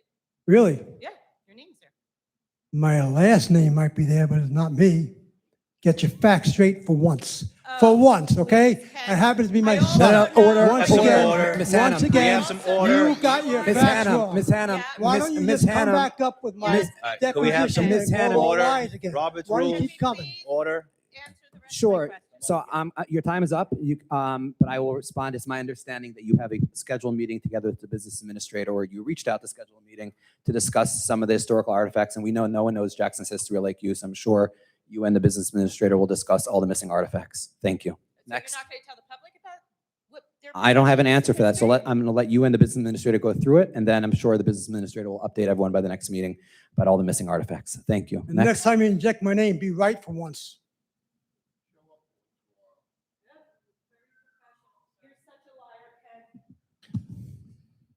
Wow. Fun times here in Jackson. Your name, please? Joe Sullivan, Jackson Township, New Jersey. Just to say, I am a member of the planning board. I'm the vice chairman. I am the chairman of the rent leveling board as well. And I also have a right to say what I want to say. The comment about me personally, about what I said about a person who came up to the microphone before myself was accurate and therefore not libelous. And calling Councilman Pollack Batman is not libelous as well, because he went around New York City dressed as Batman. I wasn't dressed as Batman, sir. Well, what was I it? did go on the streets and actually fight crime and volunteer. I was a member of the Guardian Angels. I spent tens of thousands of dollars helping the homeless on the streets, picking up garbage, drug paraphernalia, cleaning graffiti. I did a lot of work to help my community. Were you kicked out of the Guardian So, Angels? Mr. Sullivan, it's not a question. No, yet. I was not kicked out of the Guardian Angels. Part of your This is 5 no minutes. Q&A. Mr. It's not a Sullivan, Q&A. you have your 5 Say minutes. your Sorry. 5 minutes. Council members could respond if they'd like. Sorry, so reason I'm coming up is 30 minutes after my last council meeting and I spoke about the group Residents Against the Pile of Lies, who runs that group, we don't know for sure, but we know what campaign was behind it. And 30 minutes after that, the account was nuked, gone. Wow. For something that wasn't connected to you, Mr. Pollack, it certainly disappeared very quickly after you got heat for it. Second, during the last campaign, a question came up about Mr. Pollack and his political activities in the city of New York. Here are pictures of Mr. Pollack marching with a group called Fags Fight Back in the Pride Parade in New York City. Fags Fight Back is a unit of Antifa, which is a domestic terrorist organization. And so I'd like to ask Mr. Pollack, is this you dancing, marching? Mr. Sullivan, you have to answer. Speak Everything for goes to the 5 minutes. You president. can ask your questions, Everything and then goes if to the Mr. Pollack chooses So to I'd like answer, he to know could. if this is Mr. Pollack in this picture, waving a bat, which is why, another reason why I called him Batman, with a group called Fags Fight Back at the New York City Pride Parade. Here's another picture of Mr. Pollack with a group of members of that group. Mr. Sullivan, to the dais. To the So president. my question is to Mr. Pollack is, are you a member of that group? And why would you have your campaign arm accuse people of being homosexuals in a derogatory manner if you yourself were marching with groups that are for pride, supposedly? Now, granted, that particular group is now part of Antifa. And it is interesting that politically you went from Antifa to Republican. Could you map out to all of us how you went from supporting Antifa and Fags Fight Back to being a member of the Republican Party? Because I would love to hear that. And can I respond now? Just 1 second. I'm not I- done yet. You can respond when I'm done. So there are a lot of questions, Mr. Pollack. And I think it's interesting that the only piece of legislation that you have proposed as being a council member that I can remember is about data centers. That's great. But why were you doing that? Well, because one of his running mates is involved in businesses that help build data centers. The only thing you're ever going to get out of Councilman Pollack is politics, because there are leaders, there are politicians, and then there are opportunists who have no solutions, who tell people what they want to hear, knowing that half the things he's telling them isn't legal, but who cares? It gets me reelected. He complained before he was elected about the salaries you all make. I'd like to hear from Mr. Pollack why he hasn't recused himself from receiving that salary. You can do that. You don't have to take a salary. You can give it back to the town. And you're so worried about the finances of the town, why don't you do that? You complained about it. You said that these gentlemen up here shouldn't be making that money, but you took it. So I'd like to hear his solutions to these problems, real legislation, not lies, not politics, and not opportunism. And I also want to know why he keeps avoiding answering questions about Bags Fight Back, the Pride Parade, and why he was marching with them swinging a bat. Thank you. Whoa, all right, so talk about playing politics. This is some insanity, but it's okay. I'm very happy to answer questions. I'm a very open person. I speak very earnestly and honestly. So, first off, I never said anything about the salary. I dare you to find where I said that. Show it to me and prove me wrong, because I never mentioned the salary here.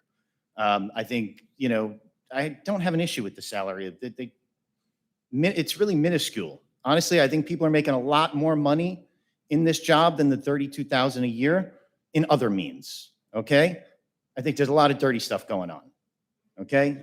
Now, very bizarre stuff to bring up. You can also say that you're Hold on, here on please. behalf of the Republican Club or Morty Bernstein or, doing weird election stuff, because it's very clear that's what's happening. You're bringing up a lot of the weird stuff that was brought up in the past election. Yeah, I marched in a pride parade. Was that like a decade ago? So just so you understand, you did try to make fun of the other stuff I do. I did a lot of safety patrols. I tried to protect people, help people. There was a time where there were being, gay people were being physically attacked in New York City. And I did patrols through that area because I care about people's safety. And now, if you know me, I'm a pretty traditional guy. I think the nuclear family is the backbone of society. I think people are free to be who they want and do what they want. But typically, I think, man and woman is kind of what it should be. But people are free to be themselves. So when people are getting physically attacked for their sexuality, for their, preferences, I think that's wrong. So I was patrolling through the area. And there was a group out there, and I'm a martial arts instructor, and I did a free self-defense seminar for everybody in the community. And that group is the group that helped organize it. And they asked my group that was doing the patrols, my group that was doing the free safety seminars, to march in the parade with them to show support. So that's what we did. There's never been talk of Antifa. And I don't think back then anybody even knew what Antifa was. It's really silly accusations. I'm trying to think what else. No, I was a member of the Guardian Angels. I met with Curtis Sliwa on occasion. He wanted me to head up like a special department dealing with drug paraphernalia. I did have, some issues locally where I just kind of got tired of dealing with, the members and people. And I decided, you know what, it's not worth my time and effort. I did enjoy doing it, so I stepped away. I always had a good relationship with Curtis Sliwa. I think he's a fantastic guy. I wish he would have been mayor of New York City. As far as things I've done, this is great. I love how things happen, because today I was like, you know what? Somebody like you is going to come up and say, what have you done, Chris? I went through some stuff. So I put in legislation to raise developer fees. The public rental registry was my idea that they took up and put in right away. The property manager registration came from me. They started doing town halls, but they did it more to convince people on what they were doing. I'd like us to maybe revisit that. I had a resolution for term limits, a resolution for safety and traffic enforcement on Anderson Road. I tell you, I did send in other legislation, for construction transparency so people could understand what's being built. I know that's a big complaint and issue on people. I did want to revamp the Ethics Commission so we can have a real ethics commission that has a real say in what goes on town. I put in a warehouse moratorium. I put in a data center prohibition because that's something I don't think we want in this town. I don't think it's good for the town. And I put in another resolution to improve public comment section where you can actually have a back and forth. So if like right now you wanted to ask me questions to get a back and forth, you can ask me, I can respond, you can ask me and respond, and you could grill me even better.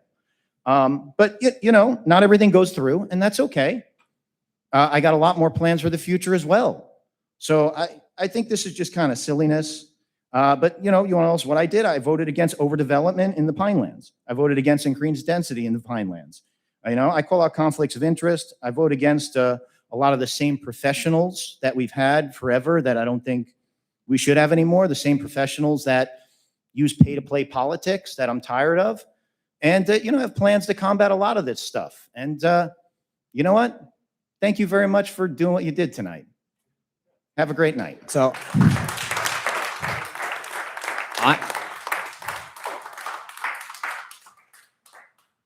anyone else? Mr. Mbetta? Amanda Trombetta, Jackson resident. For years, I've been coming to council meetings, and in the past, I often brought my 2 children with me. Unfortunately, I had to stop because I'm no longer comfortable having them here due to what Mr. Sullivan just did. The temperament that has become common at these meetings is something I don't want my children to see and witness. In addition, while serving as council president, Ms. Kuhn told me to stop bringing my children because they were distracting to her. As a mother who believes civic engagement should be encouraged and modeled for the next generation, that was both disappointing and troubling. Public meetings should be a place where residents, including families, feel welcome to participate in local government, not a place where parents feel pressured to leave their children at home. What I see now is a community deeply divided and filled with hostility. Let me be clear, I do not support hateful or discriminatory comments about anyone's appearance, race, religion, or any other personal characteristics. Those kinds of attacks are wrong and have no place in our community. However, I think it is important for people to understand the climate that many of us have been living in. The night Chris Pollock was elected, the campaign team was at my home watching the election results come in and celebrating Chris win his council seat. I was very vocal and visible about my support on social media.